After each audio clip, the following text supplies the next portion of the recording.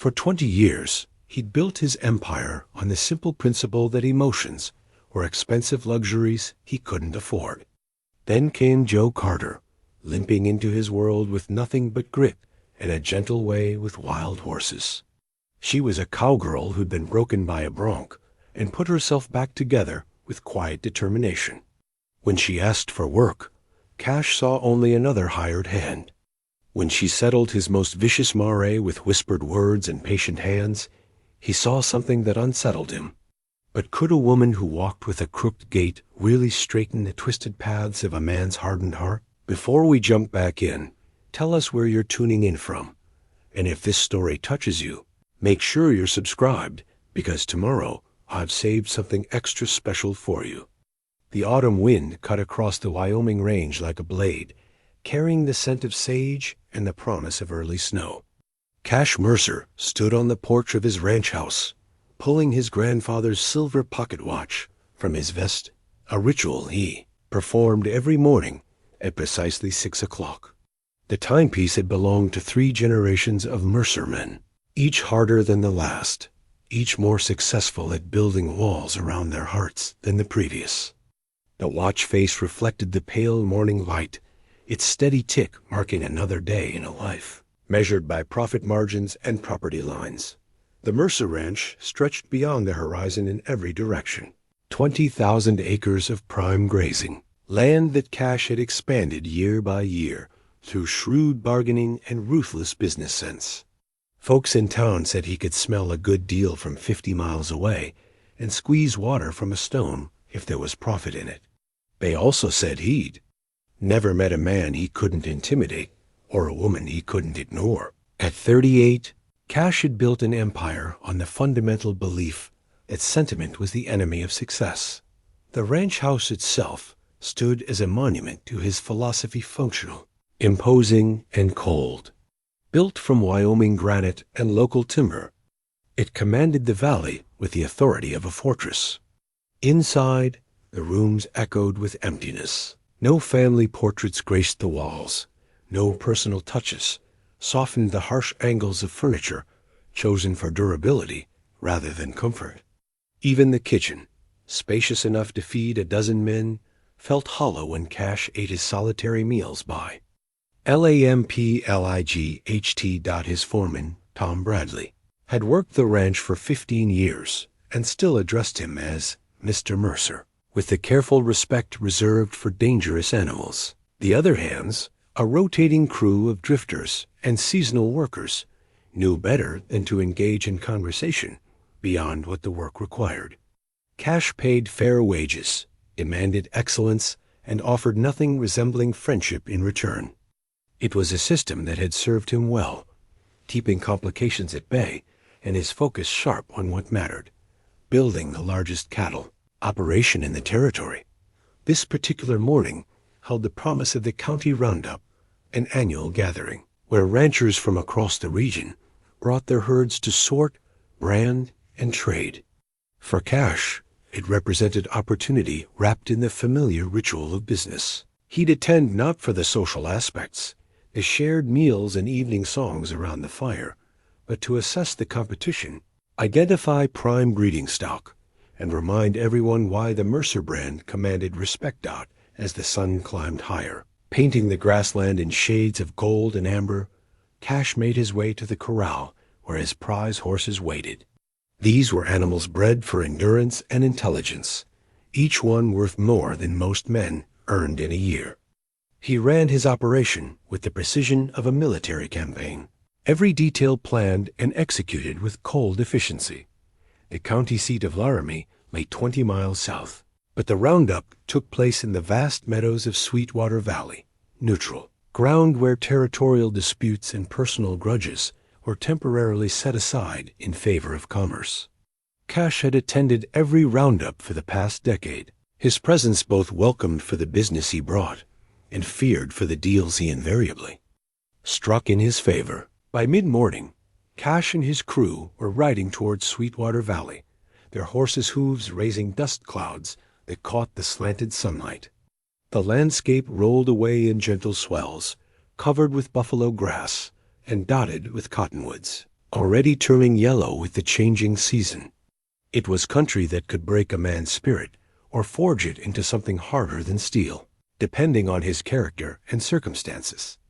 The roundup was already in full swing when they arrived, with hundreds of cattle milling in temporary pens and riders working to separate the various brands. The air rang with the sound of lowing cattle, shouted commands, and the crack of ropes against leather. Dust hung thick in the autumn air, mixed with the scent of horses, cattle, and wood smoke from the cooking fires. Cash, dismounted near the main corral, his presence immediately noted by the other ranchers. Conversations quieted as he passed, not from hostility, but from the wariness that successful men inspire in their competitors. He moved through the crowd with purpose, his pale gray eyes assessing everything and everyone with the calculating gaze of a predator. It was then, as the afternoon sun began its descent toward the western mountains, that he noticed the commotion near the eastern pen. A small crowd had gathered around what appeared to be a horse-breaking demonstration, though the usual whoops and cheers were absent. Instead, there was something almost reverent in the way people watched, their voices hushed with the kind of respect reserved for witnessing something extraordinary. Cash found himself drawn toward the gathering, his curiosity piqued despite his usual indifference to such displays. As he pushed through the crowd, he caught sight of the rider at the center of attention, a lean figure in worn leather chaps and a wide-brimmed hat, moving with deliberate, careful steps around a magnificent black mare that should have been impossible to approach. The horse was one he recognized, a wild mustang that had been captured 2 seasons ago and had broken 3 experienced bronc riders in as many attempts. No one had been able to get close enough to her for a proper breaking, and most had written her off as too dangerous to be worth the effort. Yet here she stood, trembling but still, while the mysterious rider spoke to her in low, melodic tones that seemed to bypass the animal's fear and speak directly to something deeper. The rider's movements were careful and measured, each step planned to avoid startling the mare. There was something different about this person's approach, not the aggressive dominance that most horse breakers employed, but a patient, almost gentle persistence that seemed to acknowledge the animal's fear while refusing to be intimidated by it. As Cash watched, transfixed despite himself, the rider slowly extended a weathered hand toward the mare's muzzle. The crowd held its collective breath as the horse's nostrils flared, testing the scent of this strange human who didn't smell of fear or anger. For a long moment, neither moved. Then, with a soft whicker that sounded almost like a sigh, the mare allowed the touch. It was then that the rider turned slightly, and Cash caught sight of the face beneath the hat, grim, unmistakably feminine, with high cheekbones weathered by sun and wind, and eyes the color of sage honey. More striking still was the careful way she moved, favoring her left leg with the practiced compensation of someone who had learned to work around a permanent injury. This was Joe Carter, though Cash didn't yet know her name. What he knew, with the instinctive recognition that had made him successful in business, was that he was witnessing something rare, a person who possessed a gift that couldn't be bought, taught, or intimidated into existence. The mare that had injured 3 of his own men was responding to this limping stranger with something approaching trust. As if sensing his scrutiny, Joe looked up and met his gaze across the corral. For a moment that seemed to stretch beyond the boundaries of ordinary time, they studied each other with the careful assessment of 2 people recognizing something unexpected. Then Joe turned her attention back to the mare, and the spell was broken. But something had shifted in that moment of recognition, something that Cash couldn't quite name or dismiss. For 20 years, he had built his life on the principle that everything and everyone had a price. That sentiment was weakness, and that emotional distance was the key to success. Yet as he watched this unknown woman work with his untamable horse, he felt the first hairline crack in the ice around his heart. The crowd began to disperse as other activities demanded attention, but Cash remained, transfixed by the quiet drama unfolding before him. Joe had managed to slip a halter over the mare's head, an accomplishment that had defeated far more experienced handlers. More remarkable still was the way the horse seemed to relax under her touch, as if recognizing in this gentle stranger a kindred spirit who understood what it meant to carry unseen wounds. As the sun continued its descent toward the mountains, painting the sky in shades of amber and rose, Cash found himself asking questions he hadn't considered in years. What made someone capable of reaching past fear to find trust? How did a person learn to transform what appeared to be weakness into a different kind of strength? And why did watching this limping cowgirl work with his horse feel like witnessing something that would change everything he thought he knew about the world? The answers would come, though not in ways he could anticipate. For now, he simply stood and watched as Joe Carter continued her patient work, unaware that she had just walked into the carefully ordered world of Wyoming's most successful and emotionally guarded rancher. The autumn wind carried the sound of her voice across the corral, soft, steady, and strangely comforting, as she spoke to the mare in tones that seemed to promise safety in a world full of dangers. In his vest pocket, his grandfather's silver watch continued its steady tick, marking the passage of moments that Cash sensed might prove more significant than any business deal he had ever made. The weight of 3 generations of Mercer men pressed against his chest, reminding him of the legacy of emotional isolation he had inherited and perfected. Yet for reasons he couldn't explain, he found himself wondering what it might cost and what it might be worth to let someone pass the walls he had spent a lifetime building. The following morning dawned crisp and clear, with frost painting the grass silver and the promise of a perfect day for cattle work. Cash arrived at the roundup grounds earlier than usual, though he told himself it was simply good business practice. The truth that he was hoping to see the mysterious woman work with horses again was something he refused to acknowledge, even to himself. Joe Carter was already at the eastern corral, her movements deliberate and careful as she prepared for another session with the black mare. In the early light, Cash could see her more clearly. The weathered hands that spoke of years of hard work, the way she favored her left leg without making it seem like a weakness, and the quiet confidence that radiated from her despite her obvious physical limitations. The mare stood in the center of the corral, no longer the wild, untouchable creature of yesterday. The broken halter that had once symbolized her untamable nature now lay discarded in the dust, replaced by a proper leather headstall that she wore with surprising grace. Cash approached the fence, his boots crunching on the frost-covered ground. "Mornin'," Joe said without turning around, her voice carrying the soft drawl of someone raised in ranch country. "Figured you'd be back. Man doesn't look at a horse the way you looked at this one yesterday without having some personal interest." Cash leaned against the fence rail, studying both horse and rider with the calculating gaze that had served him well in business. "That's my mare. Bought her 2 seasons ago. She's put 3 men in the doctor's care and 1 in the ground." Joe's hands never paused in their gentle stroking of the mare's neck. "Horse doesn't get that scared without good reason. Someone hurt her bad before you got her. Takes time to convince an animal that not all humans are the enemy." There was something in her tone that suggested she spoke from experience, and Cash found himself wondering what had taught her such patience with damaged creatures. He watched as she moved around the horse, her injured leg creating a slight hitch in her gait that she'd clearly learned to accommodate without complaint. "You have a name?" he asked, though he'd already heard others call her Joe. "Josephine Carter. Most folks call me Joe." She paused in her work, turning to face him fully for the first time. "And you'd be Cash Mercer. Heard plenty about you. None of it good, I'd wager." Joe's smile was small but genuine. "Heard you're fair in your dealings, even if you drive a hard bargain. That's more than most folks can say about the men who run big operations." Cash found himself surprised by her directness.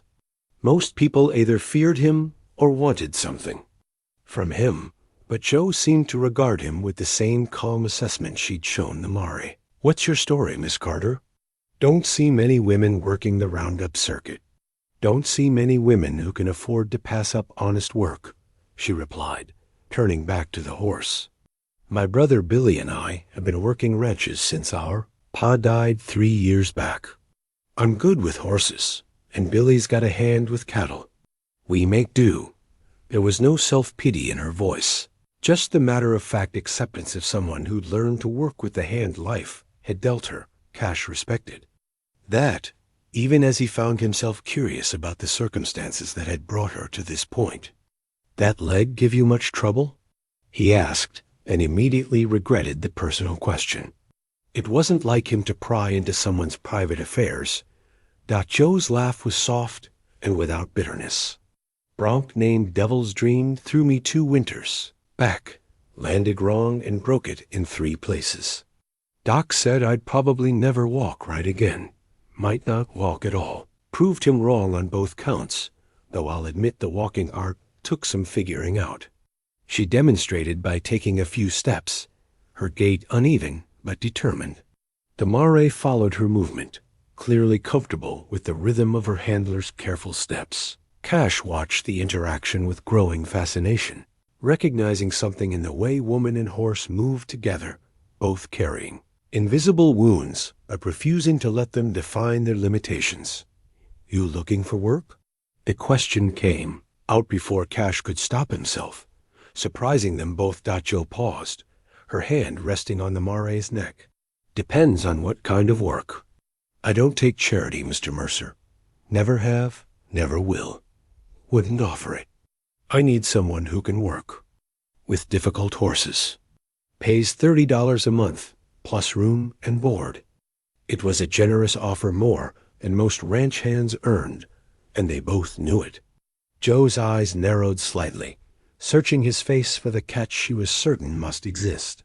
"What's the real reason you're offering?" she asked. "Man like you doesn't hire someone just because they can gentle 1 horse." Cash found himself appreciating her directness, even as it made him uncomfortable. He wasn't used to people seeing through his motivation so clearly. "That Mare's worth more than most men. Make in 5 years. She's got bloodlines that could improve my entire herd, but she's useless if she can't be handled. You've done something in 2 days that my best men couldn't do in 2 seasons." Joe considered this, her gaze moving between Cash and the Mare. "I don't need your money, Mr. Mercer. What I need is grazing rights for 2 calves. They belonged to my brother's girl before she died of the fever last spring. Billy's been trying to keep them fed, but we don't have the land." The request surprised Cash. In his experience, everyone wanted money. Land use was more valuable than cash, representing long-term investment rather than immediate gratification. It suggested that Joe Carter was thinking beyond the next paycheck. 2 calves for $30 a month seems like a poor trade, he said carefully. Not if those calves grow into breeding stock. Billy's got an eye for cattle, and these 2 are from good lines. Given proper grazing, they could be worth more than 3 years' wages in a few seasons. Cash studied her face, seeing the intelligence behind her request. She wasn't just asking for charity, she was proposing a partnership, albeit a small one. It was the kind of long-term thinking he respected, even if it came from someone he'd known for less than 24 hours. "All right," he said finally. "Room and board, plus grazing rights for 2 head of cattle. But I want results. That Mare needs to be saddle broken and ready for breeding within the month." Joe's smile was swift and genuine, transforming her weathered features. "You'll have her ready, Mr. Mercer. I guarantee it." They shook hands across the fence rail, her grip firm and calloused from years of hard work. Cash found himself noting the strength in her handshake, the way she met his eyes directly, without flinching from his reputation for ruthless dealing as he walked away from the corral. Cash couldn't shake the feeling that he'd just made a decision that would change more than his horse-breaking program. The broken halter lying in the dust seemed to mock his usual careful planning, suggesting that some things couldn't be controlled or predicted. Only experience dot behind him. Joe's voice rose in a soft melody as she continued working with the mare, the sound carrying on the autumn air like a promise of gentleness in a world too often harsh. For the first time in years, Cash found himself looking forward to returning to his ranch, curious to see what other surprises this limping cowgirl might bring to his carefully ordered world. The mare whickered softly, and Joe's answering laugh followed Cash as he walked toward his own horses, the sound somehow managing to find its way past defenses he thought were impenetrable. Change was coming to the Mercer ranch, whether he was ready for it or not. 3 days later, Joe Carter arrived at the Mercer ranch with her few possessions loaded in a weathered wagon pulled by a sturdy bay gelding. Beside her sat a young man who couldn't have been more than 19, his face bearing the same strong features as his sister, but softened by youth and an openness that suggested he hadn't yet learned to guard his emotions as carefully as Joe had. "This is my brother Billy," Joe said as she climbed down from the wagon, her movements careful but determined. "Billy, this is Mr. Mercer." Billy Carter stood with the eager awkwardness of young manhood, extending his hand with the kind of earnest respect that reminded Cash uncomfortably of his own youth. "Pleased to meet you, sir. Joe's told me about your mare. I'm looking forward to seeing her work." Cash shook the offered hand, noting the calluses that spoke of hard work and the way Billy's eyes lit up when he talked about horses. "Your sister says you have a way with cattle." "Yes, sir. Been working with them since I was knee-high to a grasshopper. Our pay always said cattle were easier to understand than people. They tell you straight what they need and don't try to hide their intentions." As they unloaded the wagon, Cash noticed the careful way Joe organized their few belongings. Everything had its place and purpose, worn but well-maintained tools, a small collection of books wrapped in oilcloth, and a wooden crate that Billy handled with particular care. "What's in the box?" Cash asked, his curiosity overcoming his usual reserve. Billy's face lit up with pride.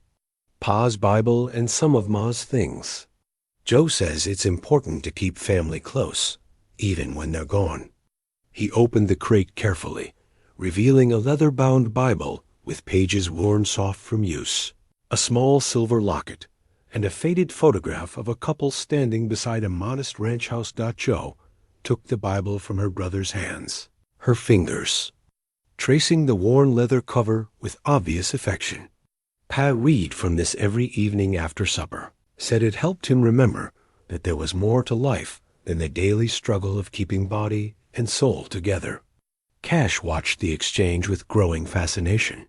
The Carter siblings moved around each other with the easy familiarity of people who had learned to depend on each other completely. There was no jealousy or competition between them, just the solid foundation of shared hardship and mutual respect. "I've prepared the small cabin behind the main house," Cash said, indicating a neat structure that had once housed his ranch foreman. "It's not much, but it's clean and private." Joe examined the cabin with the practical eye of someone accustomed to making the best of limited resources. The single room was spartanly furnished but well built, with a stone fireplace, a small table, and 2 narrow beds. Someone had left clean linens and a few basic supplies. "This is more than adequate, Mr. Mercer. Thank you." Joe set the Bible on the small table near the window, where the morning light would fall across its pages. "Billy and I are used to making do with less." Over the following days, Cash found himself paying more attention to the daily operations of his ranch than he had in years.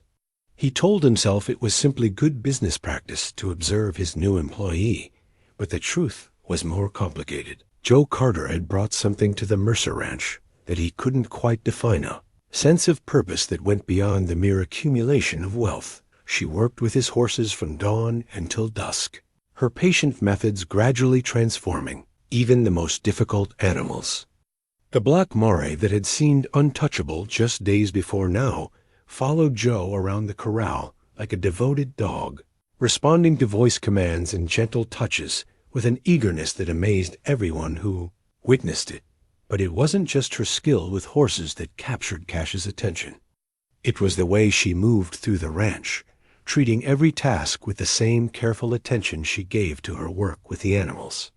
She mended fences with the same patience she showed in gentling colts, hummed soft melodies while cleaning stalls, and somehow managed to make even the most mundane chores seem like acts of devotion rather than drudgery. Billy proved equally valuable, though in different ways.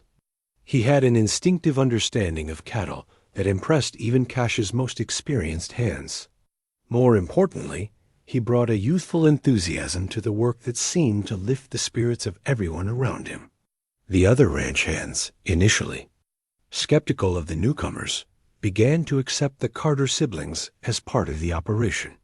"That boy's got a gift," Tom Bradley told Cash one evening as they watched Billy work with a small herd of yearlings. "Reminds me of my own son at that age. Before." He stopped abruptly, remembering that Cash didn't encourage personal revelations. Cash nodded, though he found himself curious about the story Tom had started to tell. It occurred to him that he knew very little about the personal lives of his employees, having deliberately maintained the kind of professional distance that discouraged such sharing. Each evening, Joe would sit on the small porch of their cabin, carefully massaging her injured leg with liniment she made from herbs she'd gathered around the ranch. Cash often found himself watching from his own porch, struck by the quiet dignity with which she dealt with her physical limitations. She never complained, never sought sympathy, but simply did what was necessary to maintain her ability to work. One evening, as the autumn air grew crisp with the promise of winter, Cash found himself walking toward the small cabin. Joe was sitting on the porch steps, her leg propped up on a wooden crate, working the liniment into her muscles with practiced efficiency. Billy sat beside her, reading aloud from their father's Bible by the light of a kerosene lamp. "Evening," Cash said, feeling oddly formal despite the casual setting. "Evening, Mr. Mercer," Joe replied, not pausing in her treatment. Billy was just reading from Ecclesiastes. "To everything there is a season, and a time to every purpose under heaven." Billy looked up from the Bible, his young face serious in the lamplight. Pa always said that verse helped him remember that bad times don't last forever, but neither do good times. Best to appreciate what you have while you have it. Cash found himself drawn into the peaceful circle of light, settling onto the porch steps without quite knowing why. "Your father sounds like a wise man." "He was," Joe said simply. "Lost the ranch to a bad winter and worse decisions, but he never lost his faith that things would work out somehow. Even when he was dying, he told Billy and me that everything happens for a reason, even if we can't see it at the time." There was no bitterness in her voice, just the quiet acceptance of someone who had learned to find meaning in hardship. Cash thought of his own father, who had died angry and alone, surrounded by wealth, but empty of the kind of peace that seemed to sustain the Carter siblings. "What do you think he'd say about your situation now?" Cash asked, surprised by his own curiosity about the answer. Joe smiled, her expression soft in the lamplight. "I think he'd say that Billy and I are exactly where we need to be, doing exactly what we're meant to do. He always believed that God doesn't give us more than we can handle, just more than we think we can handle." Billy closed the Bible and stretched, his movements those of a young man who had put in a full day's honest work. "I'm going to check on those calves one more time before bed. Good night, Mr. Mercer." After Billy disappeared into the darkness, Cash found himself alone with Joe for the first time since she'd arrived at the ranch. The silence between them was comfortable rather than awkward, filled with the soft sounds of the ranch settling into night. "Your brother seems like a good young man," Cash said finally. "He is. Better than he knows, I think. Billy's got a generous heart, sometimes too generous for his own good. He'd give away his last dollar to help someone in need. And you?" Cash asked, "What would you give away?" Joe considered the question seriously, her hand still working the liniment into her aching leg. Whatever it took to keep Billy safe and happy. He's all the family I have left, and he's got his whole life ahead of him. I'd do anything to make sure he gets the chance to live it. Cash heard the fierce protectiveness in her voice and recognized something of himself in it. He'd built his empire partly to honor his family's memory, but also to ensure that he would never be vulnerable to the kind of losses that had defined his childhood. That's a heavy burden to carry, he said quietly. Not a burden, Joe replied. A privilege. Billy's got dreams bigger than this ranch, bigger than Wyoming territory. He wants to raise cattle on his own land someday, build something that'll last. I want to help him do that. Cash studied her face in the lamplight, seeing the determination that had carried her through injury and hardship. And what about your dreams? Joe's smile was small but genuine. Right now, my dream is seeing that black Maori of yours ready for breeding season. Tomorrow, he'll be something else. I've learned to keep my dreams small and practical. Makes them easier to achieve. As Cash walked back to his own house, he found himself thinking about dreams, his own and others. For 20 years, his dreams had been measured in acres and dollars, in the expansion of his holdings and the growth of his reputation. But listening to Joe talk about her brother's future, he realized that his dreams had become hollow things, impressive in scope, but empty of the kind of meaning that seemed to drive the Carter siblings. The night air carried the sound of Joe's voice, as she spoke softly to the horses in the nearby corral, her words indistinct but somehow comforting. Cash paused at his own door, reluctant to enter the cold emptiness of his house. For the first time in years, he found himself wondering what it would be like to have someone to share his evenings with, someone who could find meaning in simple moments and joy in honest work. Inside his vest pocket, his grandfather's watch ticked steadily, marking the passage of time with mechanical precision. But somehow, the sound no longer seemed quite as cold or lonely as it had before Joe Carter had arrived at his ranch. The memory came to Cash unbidden as he stood in the doorway of his ranch house, watching Joe work with the horses in the morning light. He was 8 years old again, standing in this same doorway, watching his mother rock his newborn sister in the chair that now sat abandoned in the corner of the parlor, covered in dust and neglect. Margaret Mercer had been a woman of gentle strength, much like Joe in some ways, though Cash had never made that connection until now. She had possessed the same quiet competence, the same ability to find joy in simple tasks. The rocking chair had been her sanctuary, where she'd nursed babies, mended clothes, and hummed the same soft melodies that he sometimes heard from Joe as she worked with the horses. The chair had been silent for 18 years now. Ever since, consumption had taken his mother and baby sister within a week of each other. His father had ordered it moved to the parlor, where it served as a reminder of loss rather than comfort. Cash had been forbidden to touch it, told that it was too precious for everyday use. Now, looking at it gathering dust in the morning light, he wondered if his father had been wrong about many things. Cash forced himself to turn away from the memories and focus on the present. Joe was working with a young stallion today, a spirited bay that had been giving the ranch hands trouble. The horse danced and pranced at the end of the lead rope, his eyes rolling white with nervous energy. But Joe's voice remained calm and steady, her movements deliberate and unthreatening. "Easy, boy," she murmured, allowing the stallion to move in wide circles around her. "Nobody's going to hurt you. Just need to remember how to trust." Cash found himself drawn to the corral, his boots crunching on the frost-covered ground. The stallion snorted and shied away from his approach, but Joe made a subtle gesture with her hand that seemed to communicate something to the animal. The horse settled slightly, though his ears remained pricked forward in alert attention. "He's got good lines," Joe said, without taking her eyes off the stallion. "Someone spent time with him when he was young. You can see it in the way he moves." But something happened to make him afraid of men. Cash studied the horse with new interest.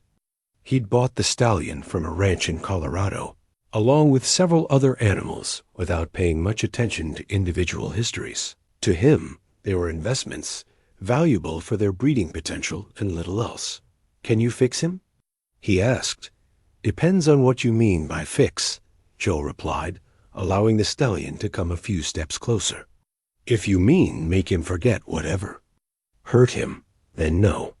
But if you mean help him learn to trust again, then yes.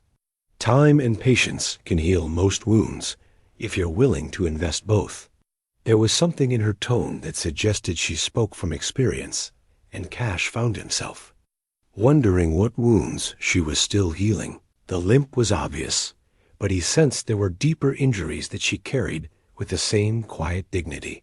Billy appeared from the direction of the cattle pens, his face flushed with excitement. "Mr. Mercer, you should see those 2 calves. They're growing like weeds, and the way they move, I think they're going to be something special." Cash followed Billy to the pasture where the Carter calves grazed alongside some of his own young stock.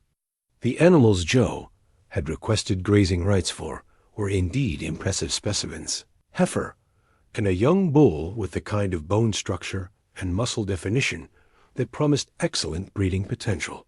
"Your sister made a good bargain," Cash admitted, watching the way the calves moved with natural grace and confidence. Billy's grin was infectious. "Joe's got an eye for quality, whether it's horses or cattle. Pa always said she could spot a good animal from a mile away." His expression grew more serious. "I know some folks think it's strange, her working with horses the way she does. But she's got a gift for understanding what an animal needs." "What about you?" Cash asked. "What's your gift?" Billy considered the question seriously, his gaze moving over the cattle with obvious affection. "I can see what they could become, not just what they are. That heifer there, she's going to throw calves that'll be the talk of the territory in a few years. And the bull, he's got the temperament to improve any herd he's bred to." Cash found himself impressed by the young man's confidence and vision. At 19, Billy Carter had the kind of long-term thinking that took most ranchers decades to develop. "You planning to stay in the cattle business?" "Yes, sir. Hope to have my own place someday, raise the kind of stock that'll make a difference." Billy's expression grew wistful. "Pi always said that a man's legacy isn't measured in how much he accumulates, but in how much he improves what he touches." The conversation was interrupted by the sound of raised voices from the direction of the house. Cash turned to see his foreman, Tom Bradley, approaching with 2 of the ranch hands. Their expressions were grim, and Cash immediately knew something was wrong. "Mr. Mercer," Tom said, his voice tight with concern, "we've got trouble brewing in town. Word is that the Jameson brothers are stirring up sentiment against hiring women for ranch work. They're saying it's not natural, that it'll bring bad luck to the whole territory." Cash felt his jaw tighten. The Jameson brothers ran a smaller operation to the east and had always resented his success. "What kind of trouble are we talking about?" "They're organizing some of the other ranchers, trying to get them to refuse to do business with anyone who employs women in men's work. They're claiming it's about tradition and respectability, but I think it's more about finding ways to undermine your operation." Billy's face had gone pale during Tom's report. "Mr. Mercer, if we're causing problems for you, you're not causing anything," Cash interrupted, his voice carrying the cold authority that had made him successful in business. "The Jameson brothers have been looking for reasons to challenge me for years. If it wasn't this, it would be something else." But even as he spoke the words, Cash found himself assessing the situation with the calculating mind that had guided his business decisions for 20 years.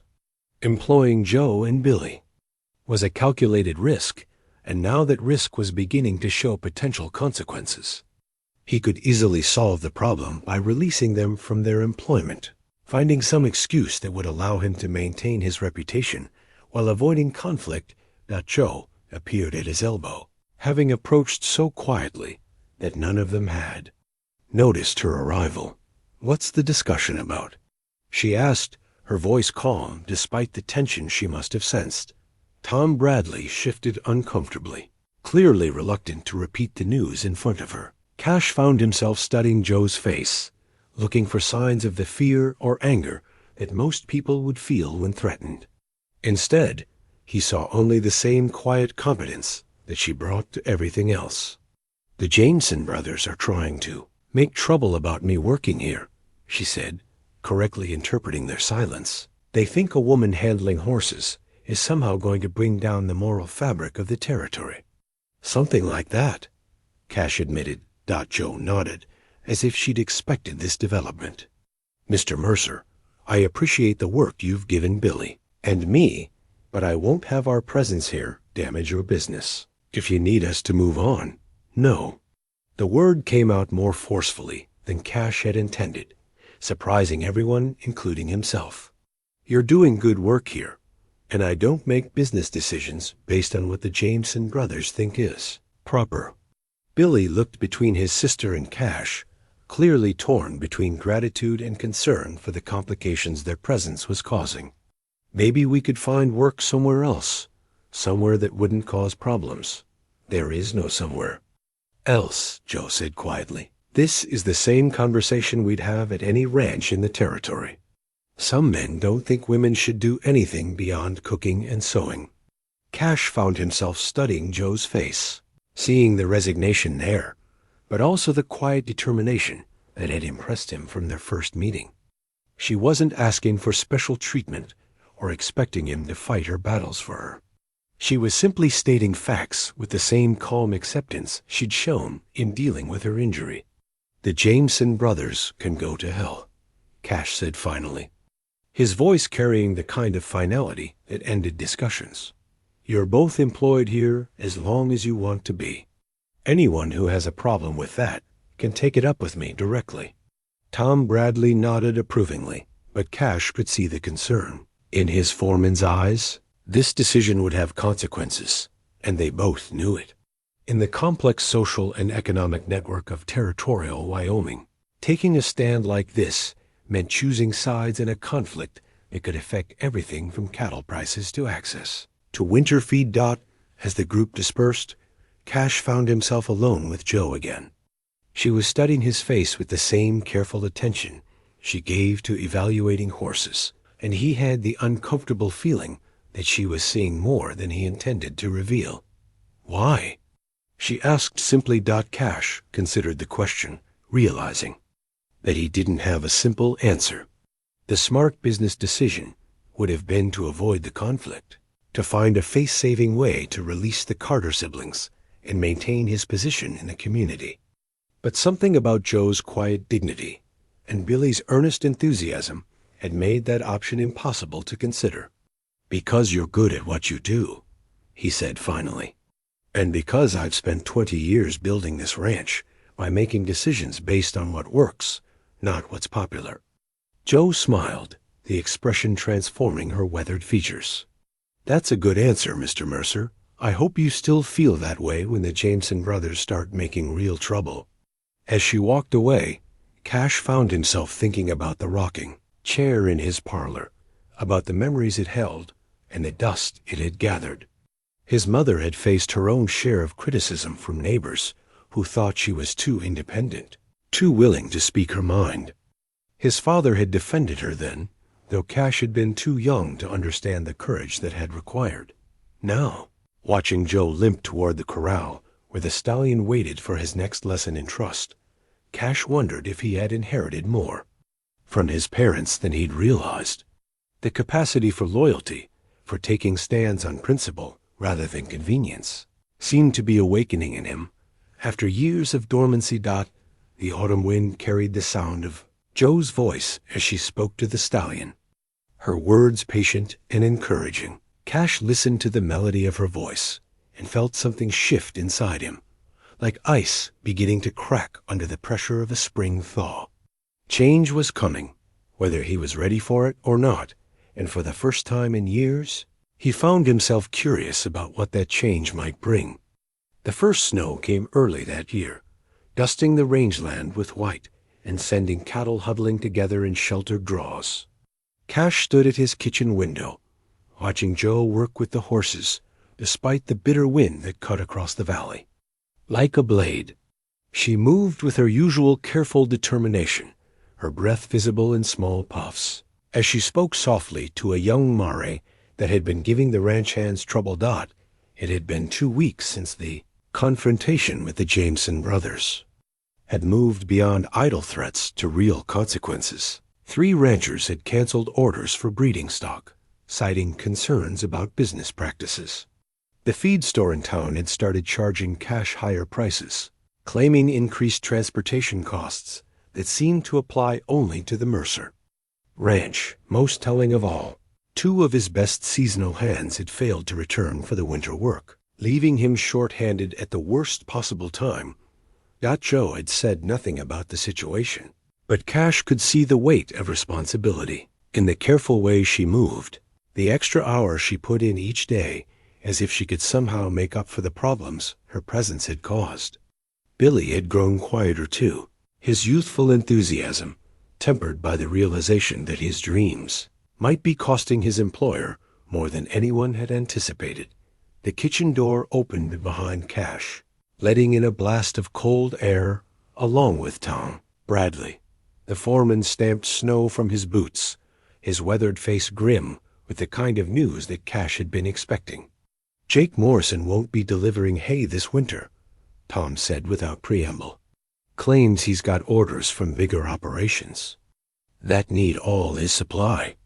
Cash turned from the window, his expression carefully neutral. Jake Morrison had been delivering winter feed to the Mercer ranch for 8 years, and his sudden change of heart could only mean one thing. The pressure campaign was working. What about the Henderson place? Same story. Seems like everyone's got prior commitments all of a sudden. Tom pulled off his gloves, his movements sharp with frustration. "We've got enough feed stored to last through December, maybe into January if we're careful." After that, Cash nodded, his mind already working through the implications.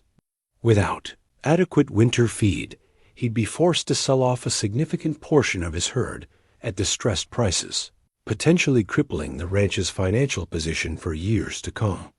It was exactly the kind of pressure the Jameson brothers had been hoping to apply. "There might be another option," Tom said reluctantly. "I heard talk that if you were to reconsider certain staffing decisions, some of these supply problems might resolve themselves." The suggestion hung in the air between them, unspoken but clearly understood. Fire Joe and Billy Carter, and the economic pressure would disappear.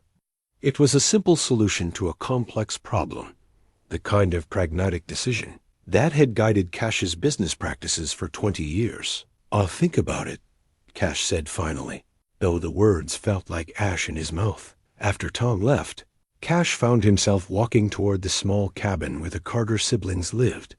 Smoke rose from the chimney, and warm light glowed in the yaw windows, creating a scene of domestic comfort that seemed at odds with the harsh realities pressing down on all of them. He knocked on the door, feeling oddly formal, despite the casual nature of ranch life. Billy answered, his young face brightening at the sight of his employer. "Mr. Mercer, coming out of the cold. Joe's just making coffee." The interior of the cabin was modest but welcoming, transformed by small touches that spoke of people who knew how to make a home anywhere. Joe's father's Bible sat open on the table, surrounded by wildflowers that Billy had pressed between the pages. A quilt that must have belonged to their mother covered one of the narrow beds, its colors faded, but still beautiful in the lamplight. Joe looked up from the stove, her expression immediately alert to the tension she must have seen in his face.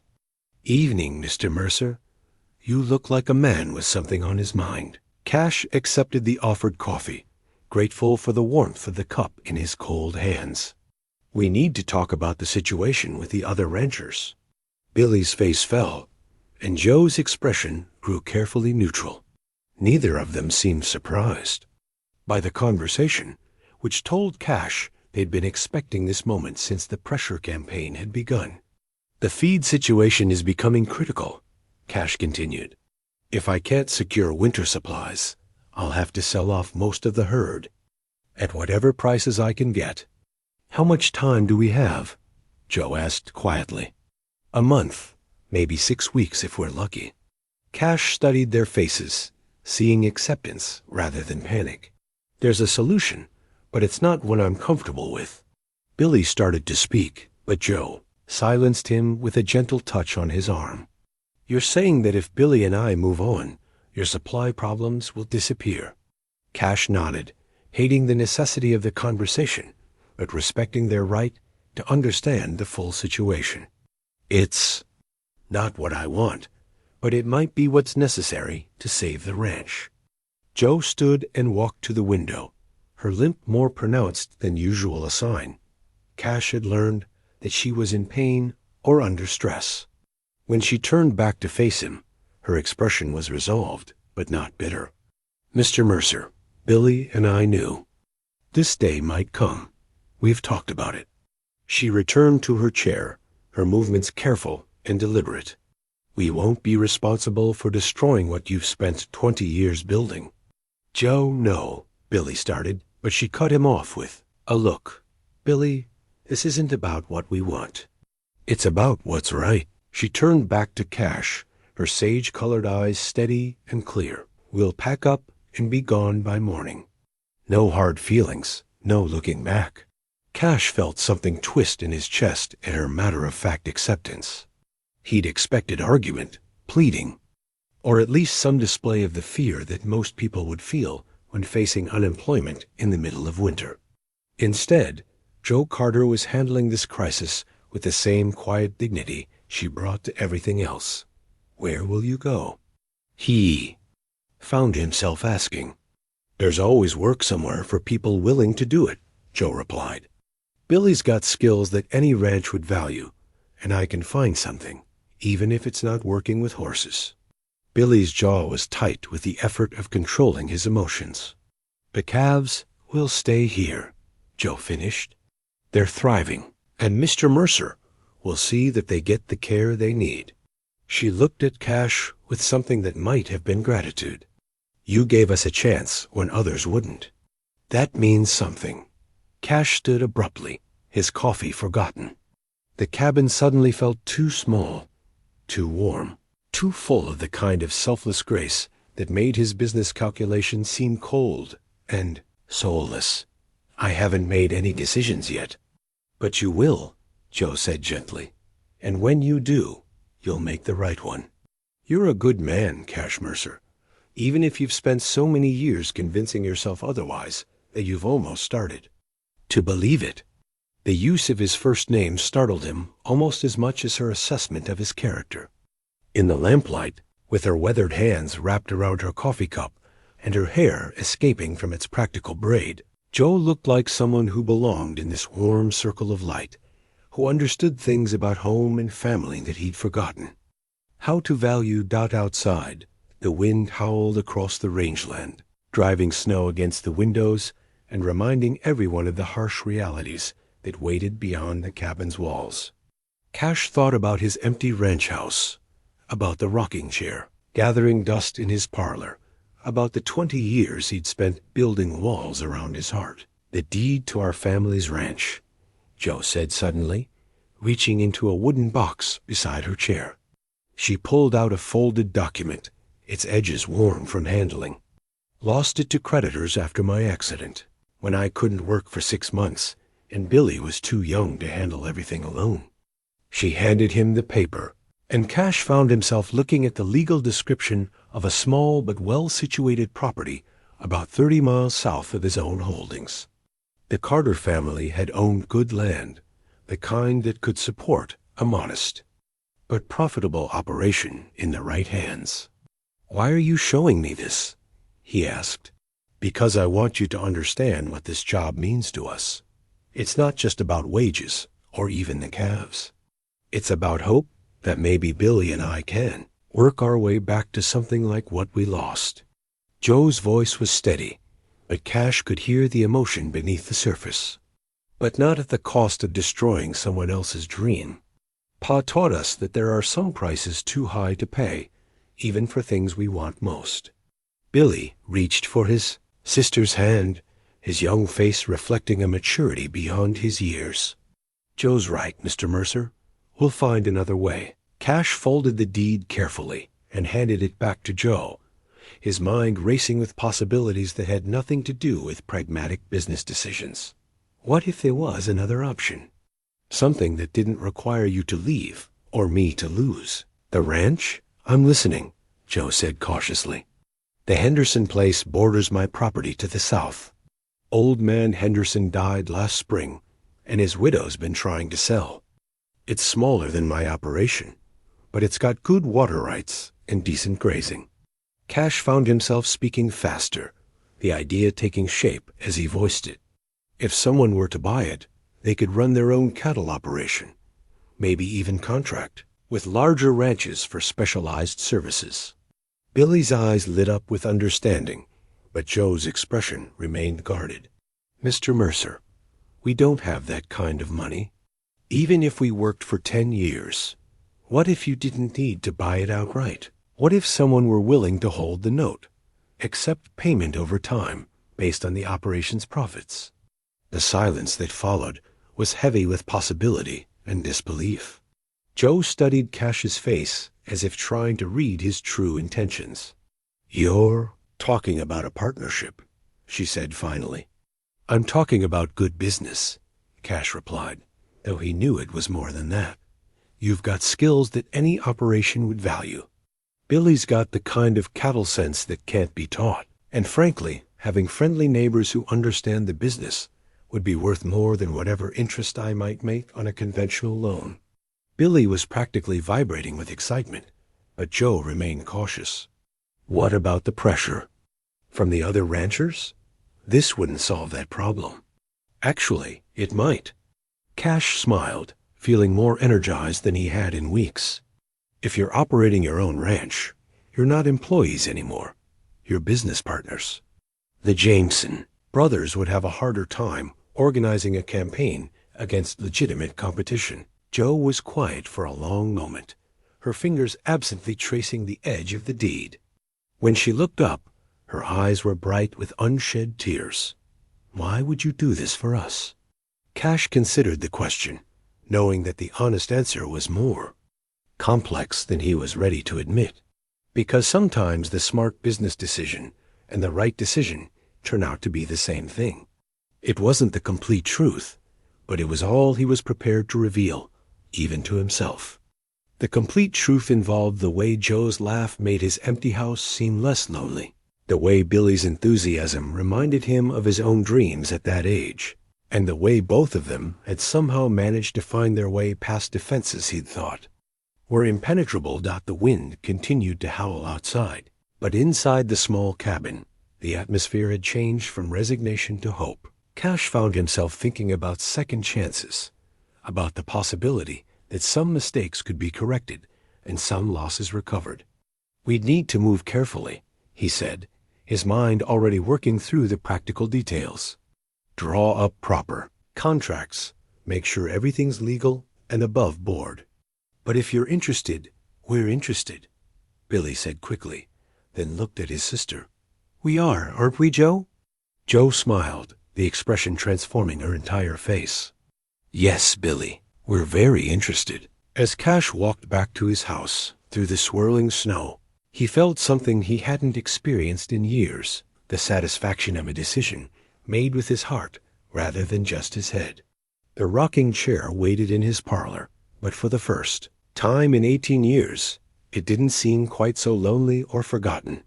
Change was coming to the Wyoming rangeland, and Cash Mercer was finally ready to embrace it. The pressed wildflower fell from between the pages of Billy's journal as he excitedly sketched plans for the Carter Ranch operation. It was a simple prairie rose, its petals now the color of old parchment, but preserved with the care of something precious. Joe picked it up gently, remembering the summer day when Billy had given it to her, still pink with morning dew and sweet with fragrance.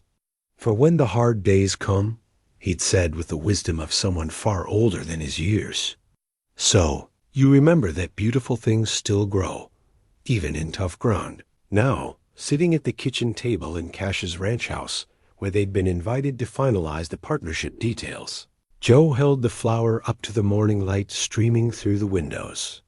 The past 3 weeks had been a whirlwind of legal documents, property surveys, and careful negotiations that would transform their lives forever. Cash looked up from the contracts spread across the table, his pale gray eyes softening as he noticed what she held. Something important? A reminder, Joe said simply, carefully placing the flower back between the journal's pages. Billy gave it to me the summer after our parents died. He was only 16, but he somehow knew I needed hope more than I needed sympathy. Billy glanced up from his sketching, his face flushing slightly. Joe was taking care of everything the ranch, me, trying to keep us afloat. I just wanted her to know that good things still happened, even when everything else was falling apart. Cash studied the young man with growing respect. At 19, Billy Carter possessed an emotional intelligence that many men never developed. More impressive still was the easy affection between the siblings, the way they supported each other, without competition or resentment. The Henderson widow signed the papers yesterday, Cash said, returning to the business at hand. The property's officially available, and she's accepted our offer. You can take possession as soon as the contracts are finalized. Joe reviewed the documents one more time, her finger tracing the legal language that would give them a chance to rebuild their lives. The terms were more generous than she'd dared hope, a modest down payment that they could manage with their savings, followed by annual payments based on a percentage of the ranch's profits. If the operation failed, they'd lose their investment, but wouldn't be crushed by debt they couldn't repay. It's a fair deal, she said quietly. More than fair. It's good business, Cash replied, though his tone suggested he was trying to convince himself as much as anyone else. Having experienced neighbors who understand cattle and horses benefits everyone in the long run. The morning light caught the silver of his grandfather's pocket watch as he consulted it, gesture Joe had noticed he made whenever he was thinking deeply about something. She'd begun to understand that the watch represented more than just timekeeping. For Cash, it was a connection to family history and the weight of expectations that had shaped his careful, guarded approach to life. Billy set down his pencil and looked between his sister and their benefactor with the directness of youth. Mr. Mercer, why are you really doing this? And don't say it's just business. I've been around enough men to know when someone's acting from the heart instead of the head. Cash's jaw tightened slightly, and Joe recognized the expression of a man being pushed to reveal more than he was comfortable sharing. She started to redirect the conversation, but Cash held up a hand to stop her. Your sister reminds me of someone I lost a long time ago, he said finally, his voice carefully controlled. My mother had the same way of finding hope in difficult circumstances, the same ability to gentle wild things with patience instead of force. Joe felt her breath catch at the unexpected vulnerability in his admission. She'd sensed grief in Cash from their first meeting, had recognized the careful walls that people built around old wounds. But this was the first time he'd acknowledged the losses that had shaped him. She sounds like she was a remarkable woman, Joe said gently. She was. She died when I was 15, along with my baby sister. Consumption took them both within a week. Cash's fingers traced the edge of the contract, his gaze distant with memory. My father never recovered from losing them. He taught me that caring too much was dangerous, that the smart man kept his distance from anything that could be taken away. Billy's expression had grown serious with the weight of this revelation. But you don't really believe that, do you? If you did, you wouldn't be helping us. Cash looked at the young man with something approaching surprise. What makes you so sure? Because lonely people don't usually go out of their way to help others build the kind of life they've convinced themselves they can't have, Billy replied, with devastating simplicity. The silence that followed was broken only by the ticking of Cash's pocket watch and the soft sound of wind against the windows. Jo found herself studying Cash's face, seeing the internal struggle between the isolation he'd cultivated and the connection he clearly craved. Billy's right, she said quietly. You've spent 20 years building walls around your heart, but you keep finding ways to let people pass them. That doesn't sound like a man who's given up on the possibility of caring. Cash stood abruptly, walking to the window where he could look out over the rangeland that had been his entire world for so long. Caring and acting on it are two different things. I learned that lesson a long time ago.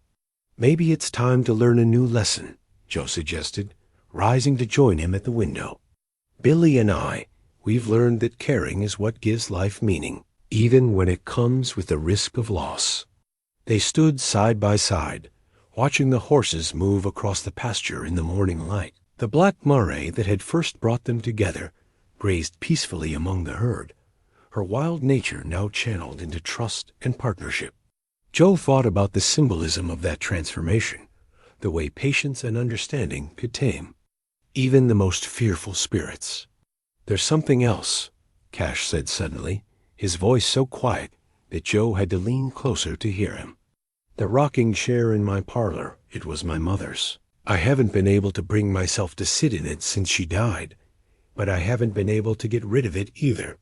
Jo understood immediately. The chair represented both connection and loss, love and grief, intertwined in a way that made it precious and painful in equal measure. Some things are worth keeping, even when they hurt to look at. I've been thinking about moving it back to the kitchen, where she used to sit in the evenings. Maybe it's time to let it be useful again, instead of just a monument to what's gone. The decision represented more than furniture arrangement, and they both knew it. It was Cash's first tentative step toward reclaiming the parts of himself that grief had frozen, toward allowing warmth back into spaces that had been cold for too long. Billy joined them at the window, his young face bright with enthusiasm despite the serious conversation. When we get our ranch running, you'll have to come visit, Mr. Mercer. Jo makes the best coffee in the territory, and we've got stories that'll make you laugh until your sides hurt. Cash smiled, the expression transforming his usually stern features. I'd like that, Billy. I'd like that very much. As they returned to the table to finish signing the contracts, Jo felt a sense of anticipation that had nothing to do with the business arrangement they were concluding. Something was beginning between her and Cash, something that grew stronger each time. He let his guard down enough to reveal the man beneath the careful facade. The pressed wildflower caught the light again as Billy reopened his journal. It's faded. Beauty, a reminder that some things could survive the harshest seasons and still retain their essential grace. Jo thought about hope, about second chances, and about the way two damaged people might help each other heal if they were brave enough to try. Outside, a Wyoming wind carried the promise of winter, but inside the warm kitchen, surrounded by contracts and dreams and the comfortable presence of people who were becoming family, the future seemed bright with possibility. The flower in Billy's journal had weathered storms and cold, but it had endured a perfect metaphor for the kind of love that could grow even in the most unlikely places. Cash's pocket watch chimed softly, marking another hour in what was shaping up to be a day that would change everything. But for once, the steady tick seemed to mark time not as something to be endured, but as something to be treasured, filled with moments that mattered and connections that gave life its true meaning. The contracts were signed with steady hands and hopeful hearts, sealing not just a business partnership, but the beginning of something much more significant.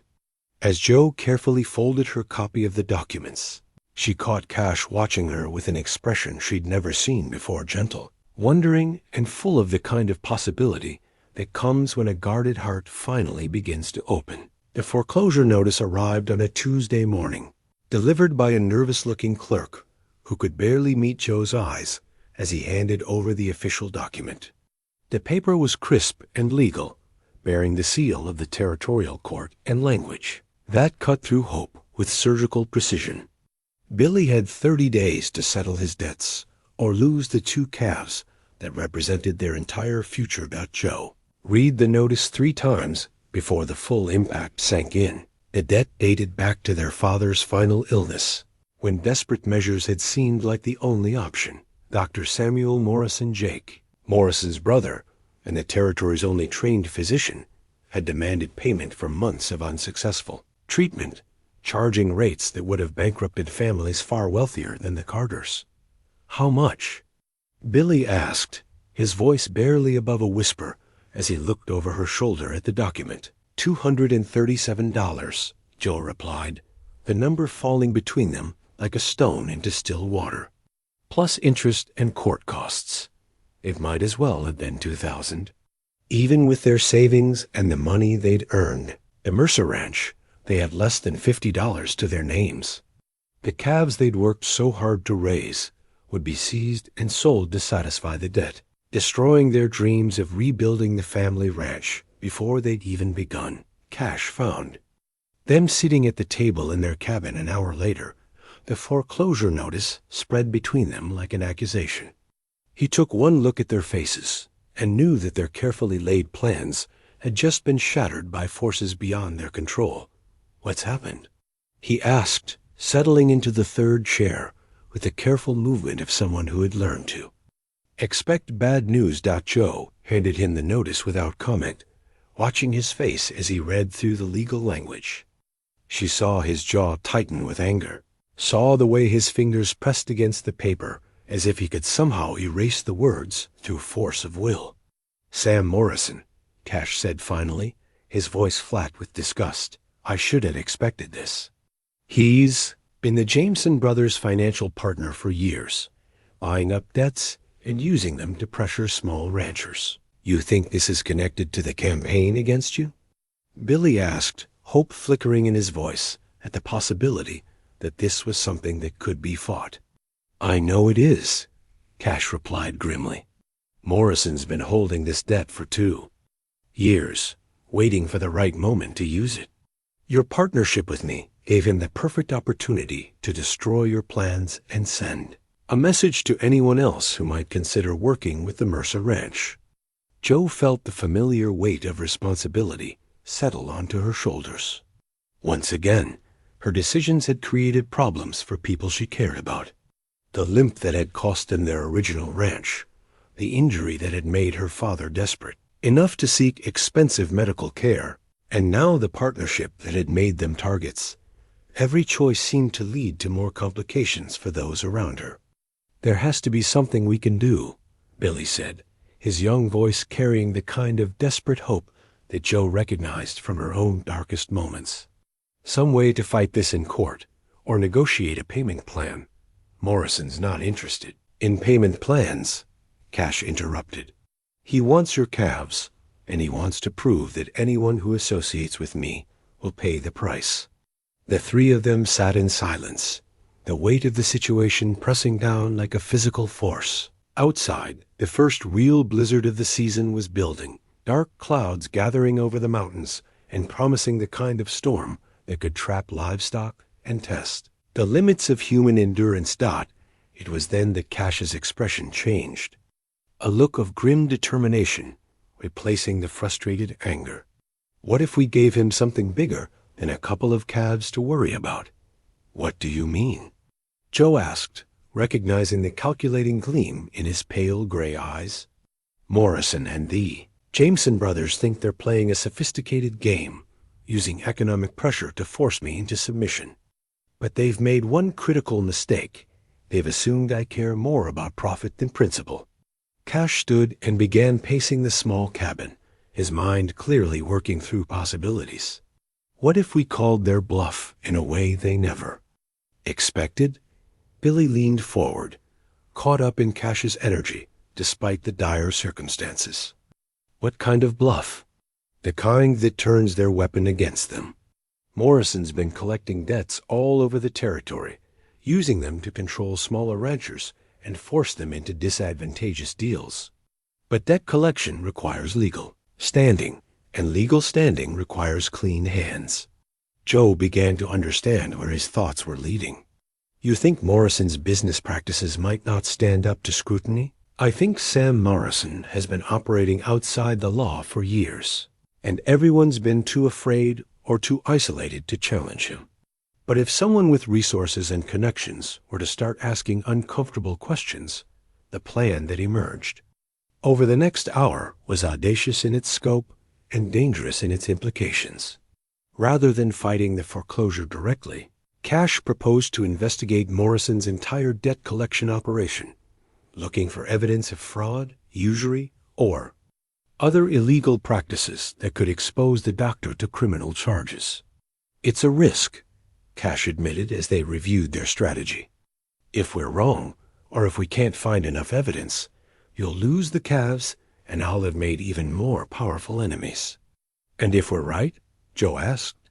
If we're right, we'll destroy Morrison's ability to use debt as a weapon, potentially, freeing dozens of families from financial slavery. Cash's smile was sharp and cold. Plus, we'll send a message to the Jameson brothers that some fights cost more than they're worth. Billy looked between his sister and their partner, his expression torn between excitement and concern. What about the ranch? Even if we stop Morrison, we'll still need to make the payments to Mrs. Henderson. One problem at a time, Joe said, though her own concern was evident in her voice. First, we need to survive this attack. Then we can worry about building our future. The blizzard struck that evening with the fury of a living thing, driving snow horizontally across the rangeland and dropping temperatures to levels that could kill exposed livestock in minutes. Cash had moved the most vulnerable animals to sheltered areas, but a significant portion of his herd remained in the high pastures of Devil's Gulch, where natural windbreaks provided some protection, but access was treacherous in good weather and nearly impossible in a storm. It was Billy who first noticed the unusual movement in the distance, dark shapes against the white that shouldn't have been there. "Mr. Mercer," he called from the window, "something's wrong with the cattle in the north pasture." Cash joined him at the window, his experienced eye immediately recognizing the signs of panic in the distant herd. The animals were bunching together and moving erratically, behavior that suggested either predator pressure or some other immediate threat. "They're spooked," Cash said grimly. In this weather, that could mean only one thing: wolves. The word sent a chill through all of them. That had nothing to do with the temperature outside. The packs had been growing bolder as winter approached, and a storm like this could drive them to desperation. A panicked herd in a blizzard was vulnerable to being driven over cliffs or into ravines, losses that could cripple even a large operation. Like the Mercer ranch. "We have to help them," Joe said, already reaching for her coat. "No," Cash replied firmly. "It's too dangerous. We'll lose more lives trying to help than we'll save." But even as he spoke, they could see more cattle joining the panicked movement, dark shapes stumbling through the snow as they fled from whatever was pursuing them. Among them, Joe realized with a start, were the two calves that represented her and Billy's entire future. "Those are our animals out there," Billy said, his voice tight with determination. "If we lose them to wolves, it won't matter what happens with Morrison's foreclosure." Joe looked between her brother and Cash, seeing the conflict in both their faces. The smart choice was to wait out the storm and assess the damage in the morning. The right choice, the one that honored the responsibility they felt toward the animals in their care, was to risk everything in an attempt to save what they could. "I'm going," she said quietly, beginning to gather the gear she'd need for a rescue mission in blizzard conditions. "Billy, you stay here where it's safe." "Like hell," Billy replied, his usually gentle language sharpened by emotion. "We're partners in this, Joe. We face it together." Cash watched them prepare for what could very well be a suicide mission. His. Face a battlefield between practical concerns and the kind of protective instincts he'd thought he'd successfully buried years ago. When Joe struggled with her heavy coat, favoring her injured leg as she tried to balance, something inside him snapped. "We all go," he said finally, his voice carrying the authority of a man accustomed to command. "But we do this smart, with proper equipment and a plan that gives us a chance of succeeding." As they prepared to venture into the storm, Joe caught sight of herself in the small mirror beside the door. Her reflection showed a woman transformed by determination and purpose, no longer the broken cowgirl who had limped into Cash's life asking for work. Beside her, Billy's young face was set with the kind of resolve that would carry him through whatever challenges lay ahead. And behind them both, Cash Mercer was finally allowing himself to care more about protecting the people he loved than about protecting himself from the possibility of loss. The storm raging outside was nothing compared to the emotional tempest that had been building in his heart. But for the first time in 20 years, he was ready to face both without flinching. The foreclosure notice lay forgotten on the table. As they prepared to brave the blizzard, a reminder that sometimes the biggest threats come not from the forces of nature, but from the calculated cruelty of those who mistake power for strength. But they would face that challenge later if they survived the night. For now, there were animals to save and a bond to prove between three people who had somehow found family in the most unlikely circumstances. The door opened onto a world turned white and wild, and they stepped into it together. Cash's unsigned will lay spread across his desk in the ranch house office, its blank signature line a stark reminder of a life lived in emotional isolation. He'd written and rewritten the document a dozen times over the years, never able to decide who should inherit the empire he'd built from nothing. With no family, no close friends, and no one who truly knew the man behind the reputation, the Mercer ranch seemed destined to be sold to the highest bidder when his time came. But now, as he gathered the equipment they'd need for the rescue mission, Cash found himself thinking about legacy in terms he'd never considered before. What good was wealth without someone to share it with? What value did land hold if there was no one to care for it with the same passion that had driven him to acquire it? The blizzard hammered against the windows with increasing fury, and the temperature had dropped to levels that could kill an exposed person in minutes. Venturing out in these conditions violated every principle of ranch safety Cash had learned in 30 years of Wyoming winters. But the alternative, watching helplessly as wolves destroyed his herd and the Carter siblings' dreams, was somehow worse than the physical danger they were about to face. "Rope," he said, checking items off, his mental list as he packed supplies. Extra blankets, emergency rations, lanterns, ammunition. Each item represented a small hedge against disaster, though they all knew that preparation could only go so far in conditions like these. Joe appeared in the doorway, bundled in every piece of warm clothing she owned.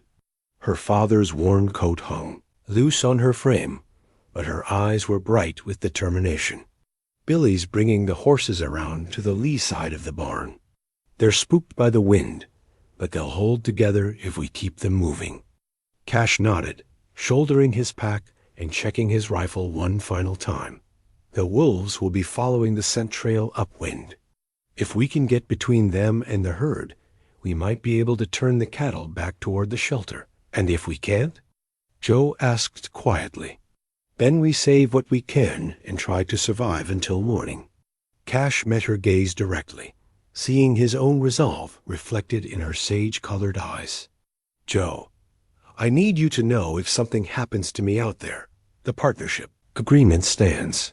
The ranch will be yours and Billy's, free and clear." Joe's expression sharpened with surprise and something deeper. "Cash, don't talk like that.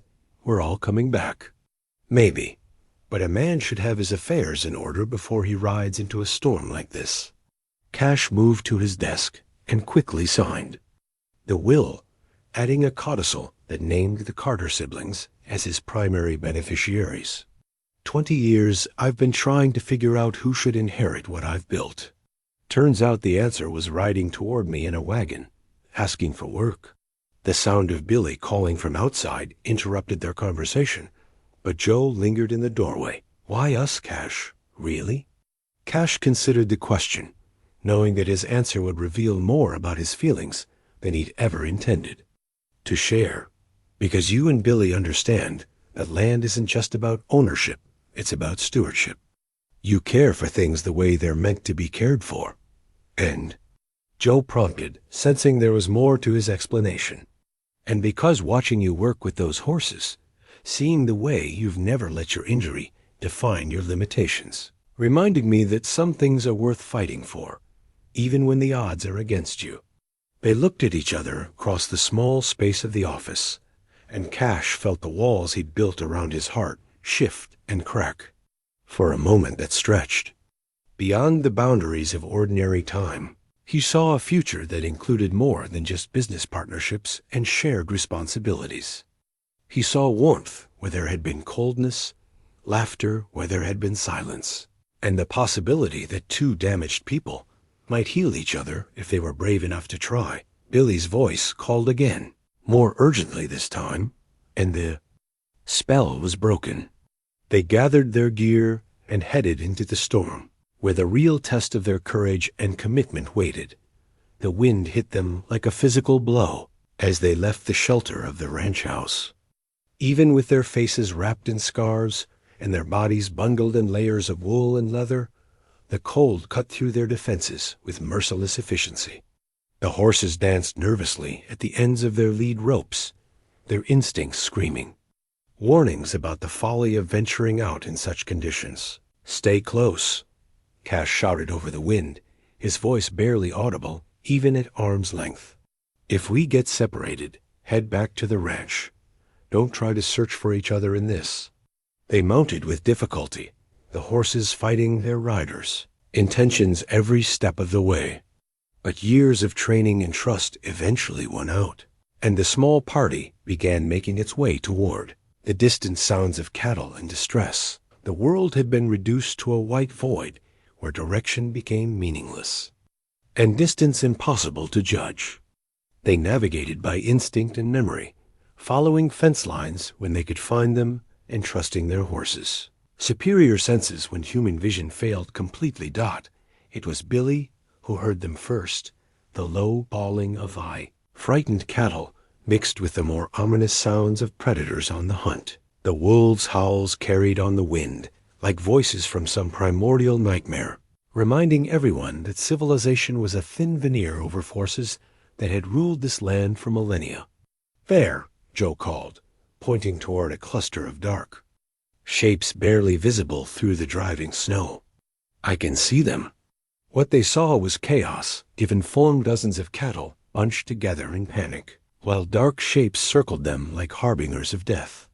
The wolves had chosen their moment perfectly, using the storm to drive the herd away from shelter and into terrain, where escape would be impossible.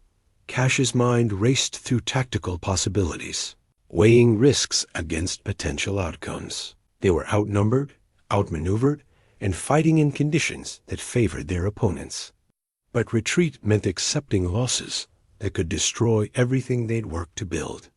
Billy, you circle wide to the left and try to turn the lead. Animals back toward the ranch. Joe, stay with me. We'll push directly into the pack and try to scatter them. Cash checked his rifle and looked at both Carters with grim determination.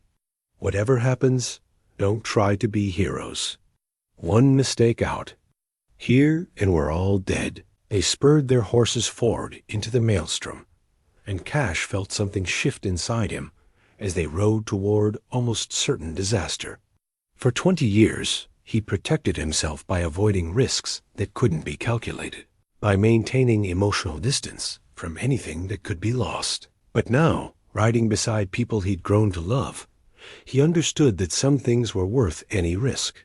The cattle were scattered across a wide area, their panic making coordination impossible. Individual animals stumbled through snow that was already knee-deep on the horses, while others huddled together in groups that the wolves were systematically isolating and attacking. Cash saw one of the pillar, Carter calves among a group of yearlings that had been separated from the main herd. The young bull was fighting bravely, trying to protect the injured heifer, but it was only a matter of time before the wolves overwhelmed them both. "Joe," he called, pointing toward the endangered animals. "Your calves." Without hesitation, Joe spurred her horse toward the isolated group, her rifle ready and her face set with determination. Cash followed, knowing that he was watching someone risk everything for the creatures in her care, the same kind of selfless courage that had first attracted him to her. The wolves saw them coming and turned to face this new threat.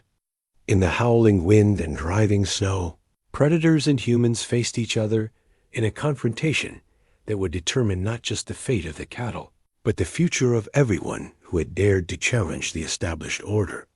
Cash felt his horse tense beneath him as they approached the wolf pack, the animal's fear warring with years of training and trust. These weren't the mangy scavengers that occasionally threatened isolated calves. These were healthy, desperate predators driven by hunger and the kind of pack intelligence that made them formidable opponents, even for armed humans. "Stay together," he called to Joe, though he could barely hear his own voice above the storm. "Don't let them separate us."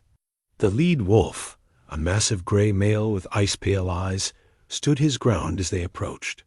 Behind him, the rest of the pack fanned out in a formation that spoke of experience and intelligence. They'd done this before.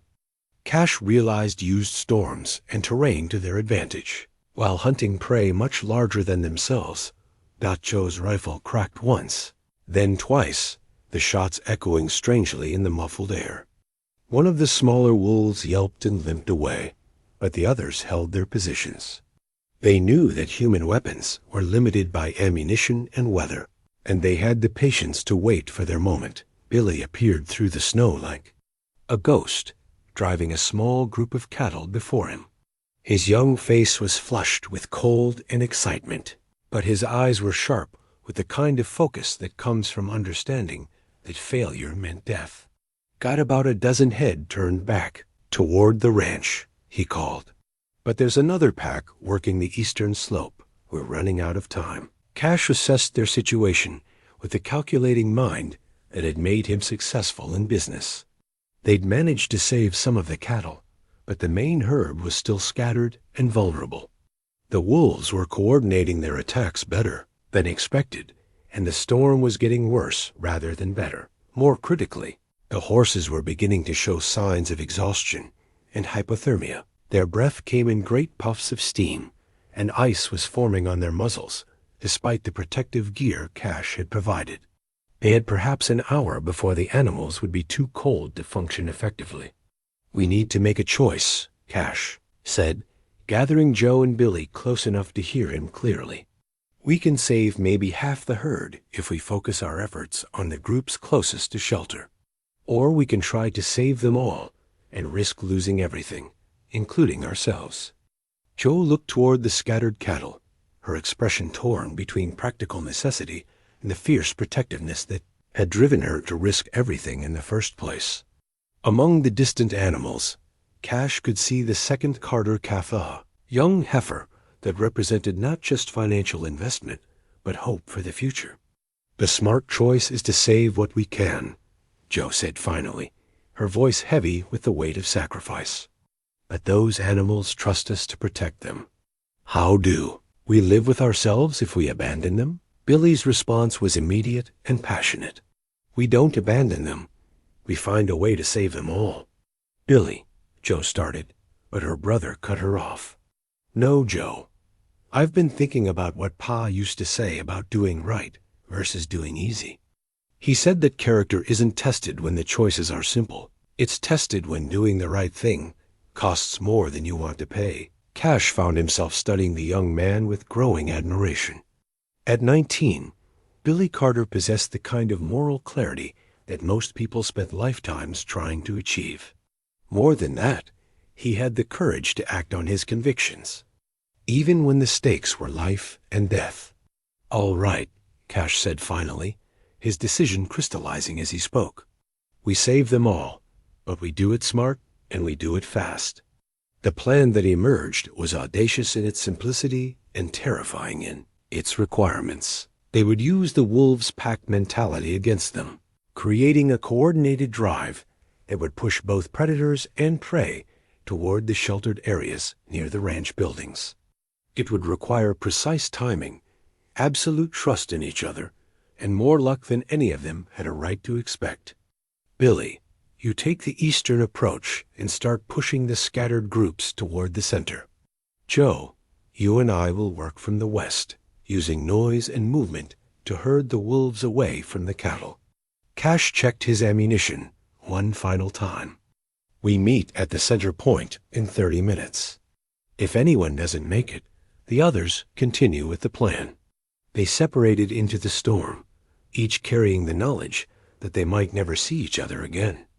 Cash rode beside Joe for as long as their paths allowed, drawing strength from her quiet determination and the way she seemed to find courage in the face of overwhelming odds.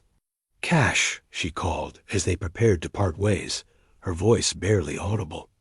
Above the wind, "Whatever happens out there, thank you.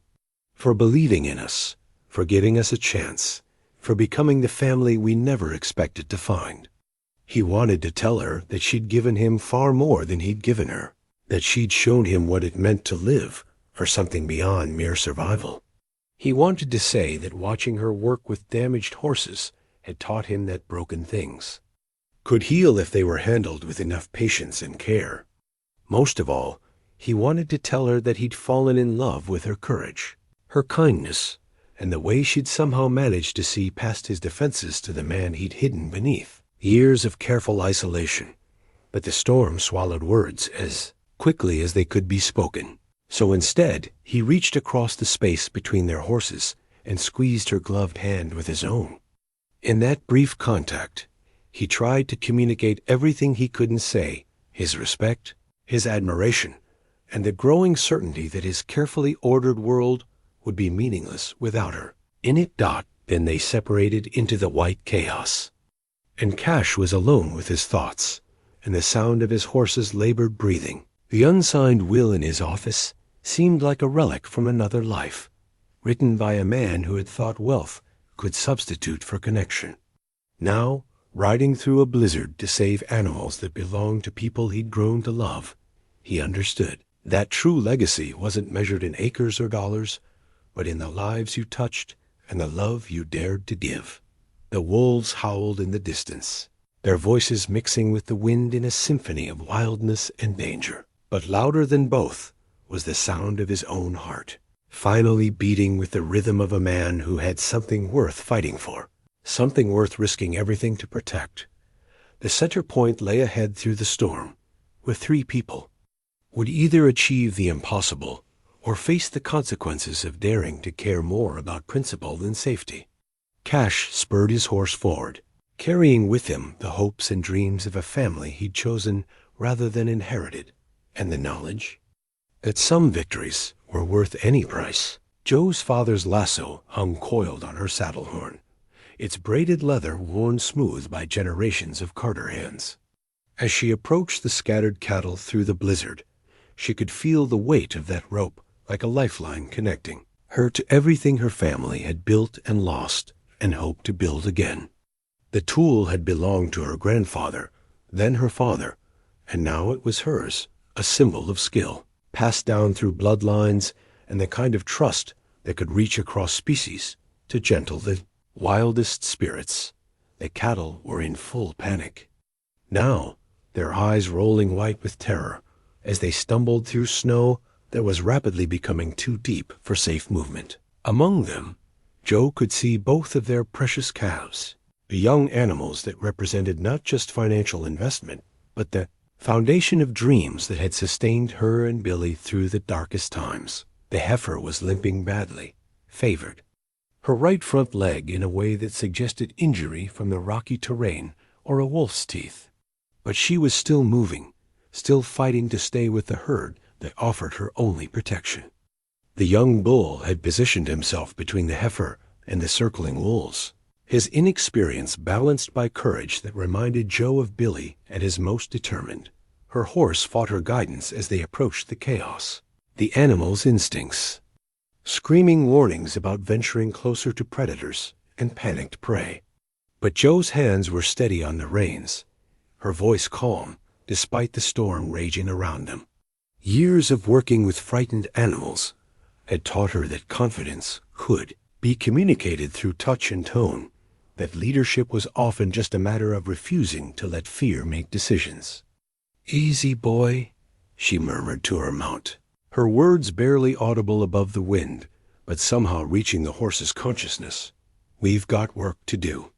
The lasso came off her saddle horn with practiced ease, the familiar weight settling into her hands like an extension of her own body. Her father had taught her to rope when she was barely tall enough to hold the coils, and his father had taught him the same way, not as a trick or skill, but as a sacred trust between human and animal that required respect on both sides. First throw was perfect, settling around the neck of a young steer that had broken away from the main group. Joe felt the satisfying resistance as the rope pulled taut, then the gradual yielding as the animal realized it was being guided, rather than captured.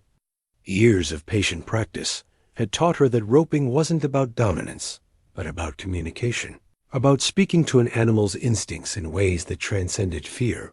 One by one, she began gathering the scattered cattle, using her rope and high, her voice to convince them that safety lay in the direction she indicated. It was exhausting work in the best of conditions, requiring constant attention to wind direction, animal behavior, and the subtle dynamics of herd psychology. In a blizzard, with wolves circling and visibility reduced to mere yards, it bordered on the impossible. But impossible had never stopped Joe Carter before. She'd learned to walk again after doctors said she might never manage more than a shuffle. She'd rebuilt her life after losing everything to creditors and circumstances beyond her control. She'd taken a chance on a partnership with Wyoming's most emotionally guarded rancher and somehow found her way past defenses that had repelled everyone else for 20 years. The heifer was the most challenging, her injury making her reluctant to move and her fear making her unpredictable. Joe approached slowly, her lasso ready, but her posture non-threatening. The young animal watched her with wide, frightened eyes, torn between the safety of movement and the terror of trusting yet another predator in a world that had suddenly become full of them. "Come on, sweetheart," Joe called softly, her voice carrying the same gentle authority she used with spooked horses. "I know you're hurt, but staying here means dying. Let me help you." The heifer took a tentative step forward, then another. Joe felt her heart lift with hope as the animal began to respond to her guidance. This was why she'd risked everything to work with horses and cattle. These moments when fear gave way to trust, when two different species found a way to communicate across the vast divide of instinct and intelligence. A wolf appeared from the swirling snow like a gray ghost, its pale eyes fixed on the injured heifer with predatory calculation. Joe's rifle was in her scabbard, too far away to reach quickly, and her lasso was already committed to controlling the heifer. For a moment that stretched like eternity, predator and protector faced each other across the white chaos. Then Billy's voice cut through the storm like a blade, his young battle cry mixing with the crack of his rifle as he appeared through the snow, driving a small group of cattle before him. The wolf melted back into the storm, but Joe knew it would return with reinforcements as soon as the opportunity presented itself. "Joe," Billy called, his horse dancing nervously as he fought to control both his mount and the cattle he'd gathered. "Cash is pinned down about a quarter-mile east. 3 wolves have him cornered against the ravine." Joe's blood turned to ice that had nothing to do with the temperature. Cash was in trouble, and she was too far away to help directly. The choice was stark and immediate: continue trying to save the cattle or abandon the rescue to help the man who had risked everything to give them a chance at rebuilding their lives. But it wasn't really a choice at all.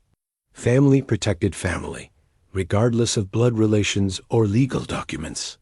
Cash Mercer had become part of their small circle, had opened his guarded heart enough to let them in. She couldn't save cattle at the cost of losing the man who had shown them what it meant to be valued for who they were rather than what they could provide. "Take the rope," she called to Billy, tossing him the end of her lasso. "Get these animals moving toward the ranch. I'm going after Cash. Joe, no." Billy's voice carried the same protective tone their father had used when she'd announced her intention to ride again after her injury. "It's too dangerous." "Everything's too dangerous today," Joe replied, checking her rifle and spurring her horse toward the eastern slope where Cash was fighting for his life. "But we don't abandon family." She rode into the storm with her father's courage singing in, her blood and her own fierce determination driving her forward. Behind her, Billy's voice rose in encouragement to the cattle he was trying to save, his words mixing with the wind in a melody of hope and desperation. The terrain grew rougher as she climbed toward the ravine, her horse picking its way carefully through snow-covered rocks and hidden obstacles. Each step took them further from safety and deeper into the kind of wilderness where human arrogance meant nothing and only survival skills mattered. The sound of gunfire reached her before she could see its source, the sharp crack of a rifle mixed with snarls, and the kind of sounds that meant a fight for life was in progress. Joe urged her horse faster, knowing that every second counted and that hesitation could mean the difference between rescue and tragedy. When she finally spotted Cash through the swirling snow, her heart nearly stopped. He was backed against the edge of the ravine, his horse down and injured, while 3 large wolves circled him with the patient intelligence of experienced killers. His rifle was empty, she could tell from his desperate search for ammunition, and his options had been reduced to a knife and whatever courage he could summon from 20 years of surviving in unforgiving country. Joe's approach was silent, her horse's hooves muffled by the snow and her own breathing controlled by years of hunting experience. The wolves were focused entirely on their cornered prey, confident that their advantage in numbers and terrain made victory inevitable. They had not counted on a limping cowgirl with her father's lasso and a heart full of protective fury. Joe's first shot took the largest wolf cleanly, her rifle singing its deadly song across the white silence.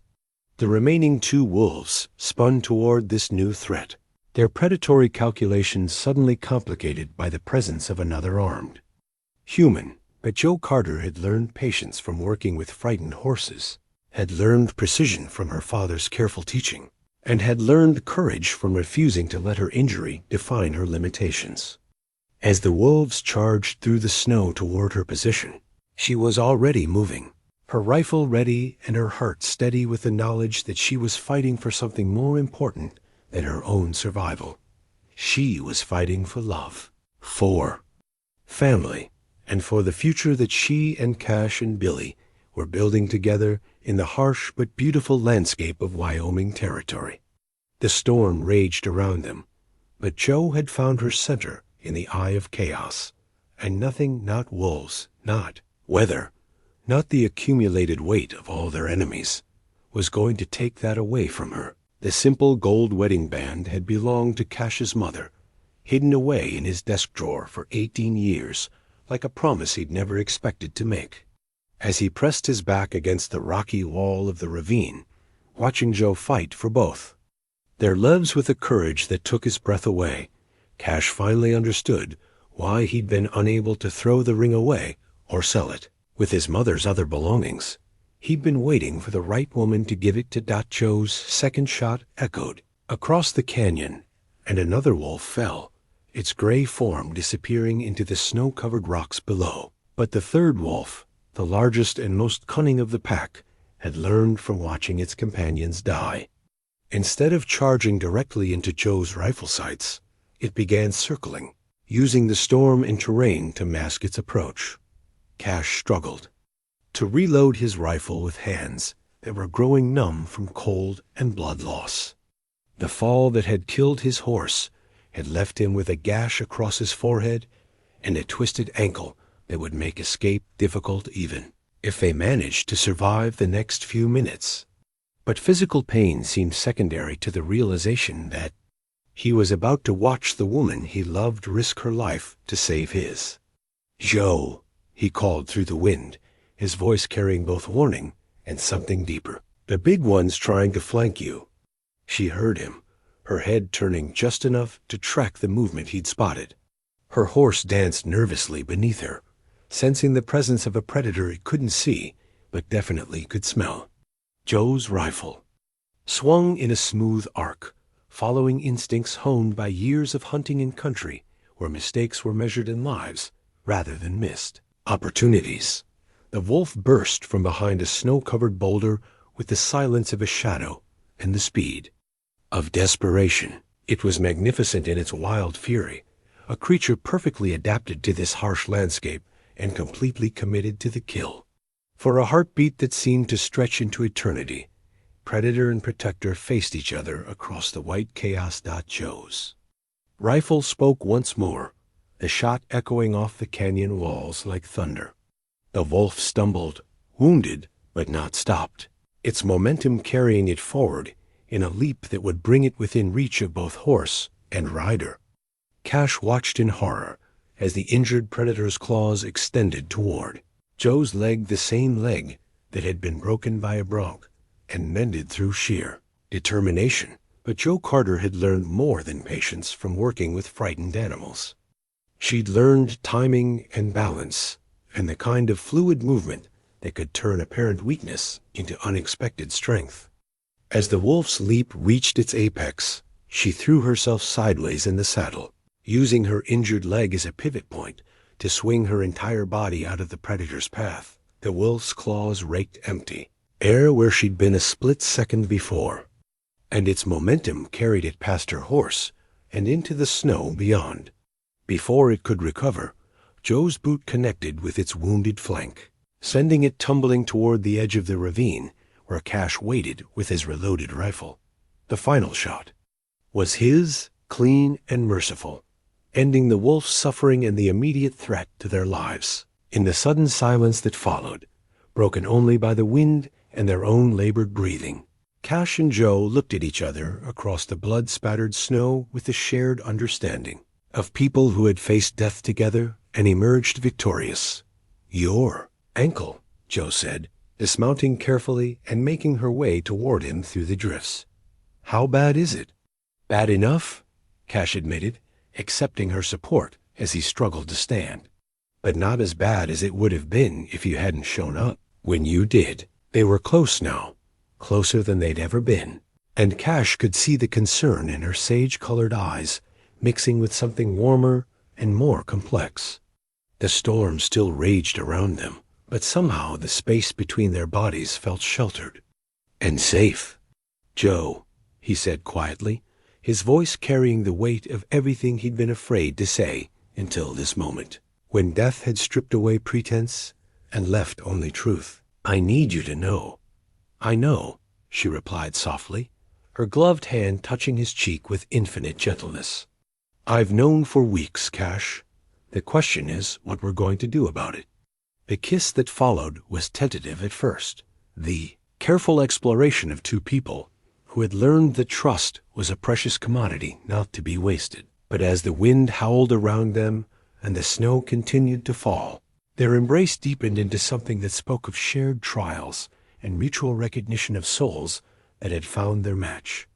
When they finally broke apart, Cash rested his forehead against hers, his breath mixing with hers in small clouds of warmth that seemed to defy the bitter cold surrounding them. "Marry me," he said, the words coming out in a rush before he could overthink them into silence. "I know it's crazy, I know. We've only known each other for a few months. But Joe, I can't imagine my life without you in it anymore." Joe's smile was radiant, despite the exhaustion and stress of the day's trials. "Cash Mercer, are you proposing to me in the middle of a blizzard while we're surrounded by dead wolves?" "I guess I am," he replied, his own smile breaking through, despite the absurdity of their circumstances. "Is that a yes?" "That's a yes," Joe confirmed, sealing the promise with another kiss that somehow managed to warm them both, despite the Arctic conditions. Their celebration was interrupted by the sound of Billy's voice calling through the storm, his young tenor carrying notes of worry and hope in equal measure. They separated reluctantly, the practical demands of survival reasserting themselves over the emotional breakthrough they'd just shared. "Over here," Cash called back, his voice carrying farther than he'd expected in the thin air. Billy appeared through the snow like a cavalry scout, his face flushed with cold and excitement. Behind him, barely visible through the storm, came the shapes of cattle moving steadily toward shelter, the fruits of their dangerous gamble finally paying off. "Got most of them turned around," Billy reported breathlessly. "Both our calves are safe, plus about 30 head of Mr. Mercer's stock. The rest scattered too far to follow, but we saved the majority." Cash felt a surge of relief that had nothing to do with financial calculations and everything to do with watching a young man succeed at something that mattered deeply to him. Billy had proved himself today in ways that would serve him well for the rest of his life, had shown the kind of courage and competence that marked natural leaders. "You did good, Billy," Cash said simply, but the words carried weight that the young man would remember for decades to come. As they made their way back toward the ranch, Cash riding double behind Joe while Billy managed the cattle, the storm began to show signs of weakening. The wind still howled, but with less fury than before, and the snow had changed from horizontal sheets to more manageable vertical flakes. More importantly, the three of them had changed as well. They'd faced a crisis that could have destroyed everything they'd worked for, and they'd emerged not just victorious, but transformed. The shared danger had burned away the last barriers between them, creating bonds that would withstand whatever challenges the future might bring. Cash's mother's ring felt warm in his pocket, no longer a relic of loss, but a symbol of hope renewed. The unsigned will on his desk would need revision, but that was a happy problem, the problem of a man who had finally found people worthy of his legacy and his love. Behind them, the wolves lay silent in the snow, their threat ended, but their wildness somehow honored by the courage it had taken to face them. Ahead lay warmth, safety, and the beginning of a partnership that would become legend in the territory, the story of how a cold-hearted cattle baron learned to love again because a limping cowgirl had the patience to gentle his frozen heart. Storm was ending, but their real adventure was just beginning. In the growing darkness, the lights of the Mercer ranch beckoned like a promise of home, family, and the kind of love that could survive anything Wyoming's harsh country could throw at it. The new ranch sign stood proud against the spring sky, its fresh paint gleaming in the morning sun. Mercer Carter Ranch, spelled out in bold letters that could be seen from the main road. Cash stood beside it with his arm around Joe's waist, both of them watching Billy direct the installation with the enthusiasm of a young man who had finally found his place in the world. 6 months had passed since the blizzard that had changed everything. 6 months of legal battles, wedding preparations, and the slow, satisfying work of building a life together. The foreclosure notice that had threatened to destroy their dreams lay forgotten in a lawyer's file, defeated by evidence of Dr. Morrison's illegal debt, collection practices that had freed dozens of families from financial bondage. Joe's hand rested on her still flat belly, where the first sign of their child grew beneath her heart. They hadn't told Billy yet, wanting to be certain before sharing news that would make their family complete in ways they'd never dared imagine. But the secret added sweetness to every shared glance, every casual touch, every moment of quiet contentment. In their transformed world, "Think it's straight?" Billy called from his position near the signpost, his face bright with the kind of joy that came from meaningful work done well. "Looks perfect from here," Cash replied, his voice carrying the warm authority of a man who had learned to balance strength with gentleness. The harsh edges that had once defined him had been worn smooth by love and partnership. leaving behind someone who commanded respect through competence rather than fear. The ranch itself had been transformed as well, though the changes were subtle, enough that a casual observer might miss them. The horse corrals had been expanded to accommodate Joe's growing reputation as the territory's finest horse trainer. The cattle operation had been streamlined to focus on quality breeding stock rather than sheer numbers. Most importantly, the ranch house itself had been filled with the sounds and scents of an active family. Joe's mother's rocking chair had been moved back to the kitchen, where it belonged, and where Joe now spent her evenings planning their future, while Cash read aloud from agricultural journals and Billy sketched designs for improvements to their operation. The chair no longer symbolized loss but continuity, the passing of love and wisdom from one generation to the next. The partnership with the Henderson property had exceeded all their expectations. Billy had proved himself a natural cattleman, developing breeding programs that were already attracting attention from ranchers across the territory.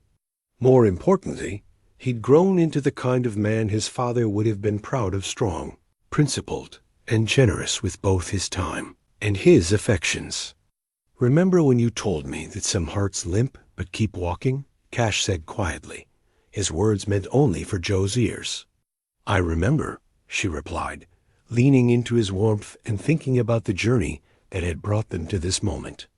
"I think I understand now what you meant. It's not about hiding the damage or pretending it doesn't exist. It's about learning to move forward despite it, finding strength in places you didn't know existed." Joe smiled, her sage-colored eyes bright with the kind of happiness that comes from being truly seen and valued by another person. "My pa used to say that the strongest horses were often the ones that had been broken and learned to trust again. Same principle applies to people, I think."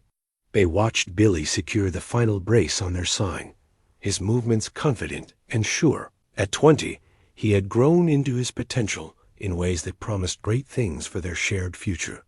The calves that had once represented their only hope for financial recovery had grown into prime breeding stock, their offspring already showing the quality that would make the Mercer ranch famous throughout the territory.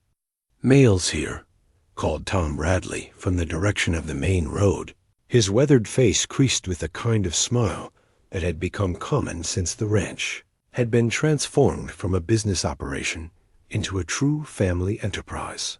The letter he carried bore the seal of the territorial government, its official appearance causing a moment of concern before Cash opened it and read the contents aloud. It was a formal invitation to serve as delegates to the upcoming statehood convention, recognition of their growing influence in territorial affairs and their reputation for fair dealing in difficult situations. "They want both of us," Cash said with amazement, looking between the invitation and his wife. "The letter specifically mentions your work with horse training and your reputation for integrity in business dealings." Joe felt a surge of pride that had nothing to do with personal recognition and everything to do with the acknowledgement that their partnership had become something larger than either of them could have achieved alone. They'd built more than a successful ranch. They'd created a model for how people could work together across differences of background and experience. "What do you think?" Cash asked, his tone making it clear that the decision would be made together, as all their important choices had been since that night in the blizzard when they promised to face whatever came as partners. "I think," Joe said slowly, her hand unconsciously moving to her belly, "that we have something to contribute to the conversation about Wyoming's future. And I think our child should grow up in a state built on principles of fairness and mutual respect." Billy looked up from his work, having caught enough of their conversation to understand its significance.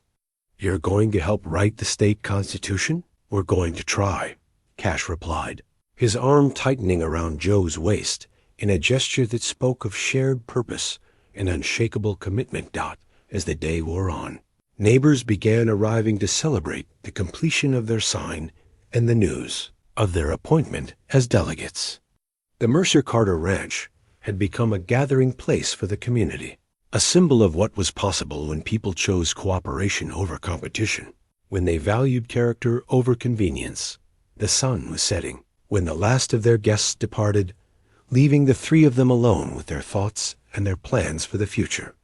The evening air carried the scent of new grass and wildflowers, the sounds of cattle settling for the night, and the promise of another day in a life built on love, mutual respect, and the kind of partnership that made any challenge manageable. Jo sat in her mother's rocking chair, her hands busy with mending, while Cash and Billy discussed plans for expanding their breeding program. The domestic scene was exactly what she'd dreamed of during the darkest days after her injury, when the future had seemed as uncertain as Wyoming weather. "Time for evening prayers," Billy said, reaching for their father's Bible with the reverence he'd never lost, despite all the changes in their circumstances. As he read from Ecclesiastes, his voice steady and sure, Jo felt the baby move for the first time, a flutter so faint she might have imagined it except for the certainty in her heart. That new life was indeed growing within her. She caught Cash's eye and smiled, and his answering expression told her that he'd somehow sensed the change as well. "To everything there is a season," Billy read, "and a time to every purpose under heaven. A time to be born, and a time to die. A time to plant, and a time to pluck up that which is planted." The words seemed especially meaningful tonight, surrounded by the evidence of lives rebuilt and dreams reclaimed. They'd survived their season of loss and struggle, had planted new hopes in the fertile ground of mutual respect and shared purpose. Now came the time of harvest, of reaping the rewards that came from refusing to let hardship define the boundaries. Of possibility outside their windows. The Wyoming range stretched endlessly under a sky full of stars, beautiful and harsh and full of promise for those brave enough to claim it. The Mercer ranch stood as proof that some dreams were worth any sacrifice, that some partnerships could survive any test, and that love, real, patient, enduring love, could indeed transform the coldest heart into something capable of warmth, generosity, and joy. The rocking chair moved gently back and forth, keeping time with the rhythm of a heart, no longer frozen, but flowing freely with the kind of love that would sustain them through whatever seasons lay ahead. In the growing darkness, their home glowed with light and laughter, a beacon of hope in a landscape that had taught them both the price of dreams and the value of holding fast to what truly mattered. Their story had begun with a cold-hearted cowboy and a limping cowgirl who had somehow found the courage to trust each other despite all the reasons not to. It was ending with a family, a legacy, and the promise that some hearts, once properly healed, could indeed keep walking together through whatever paths the future might reveal.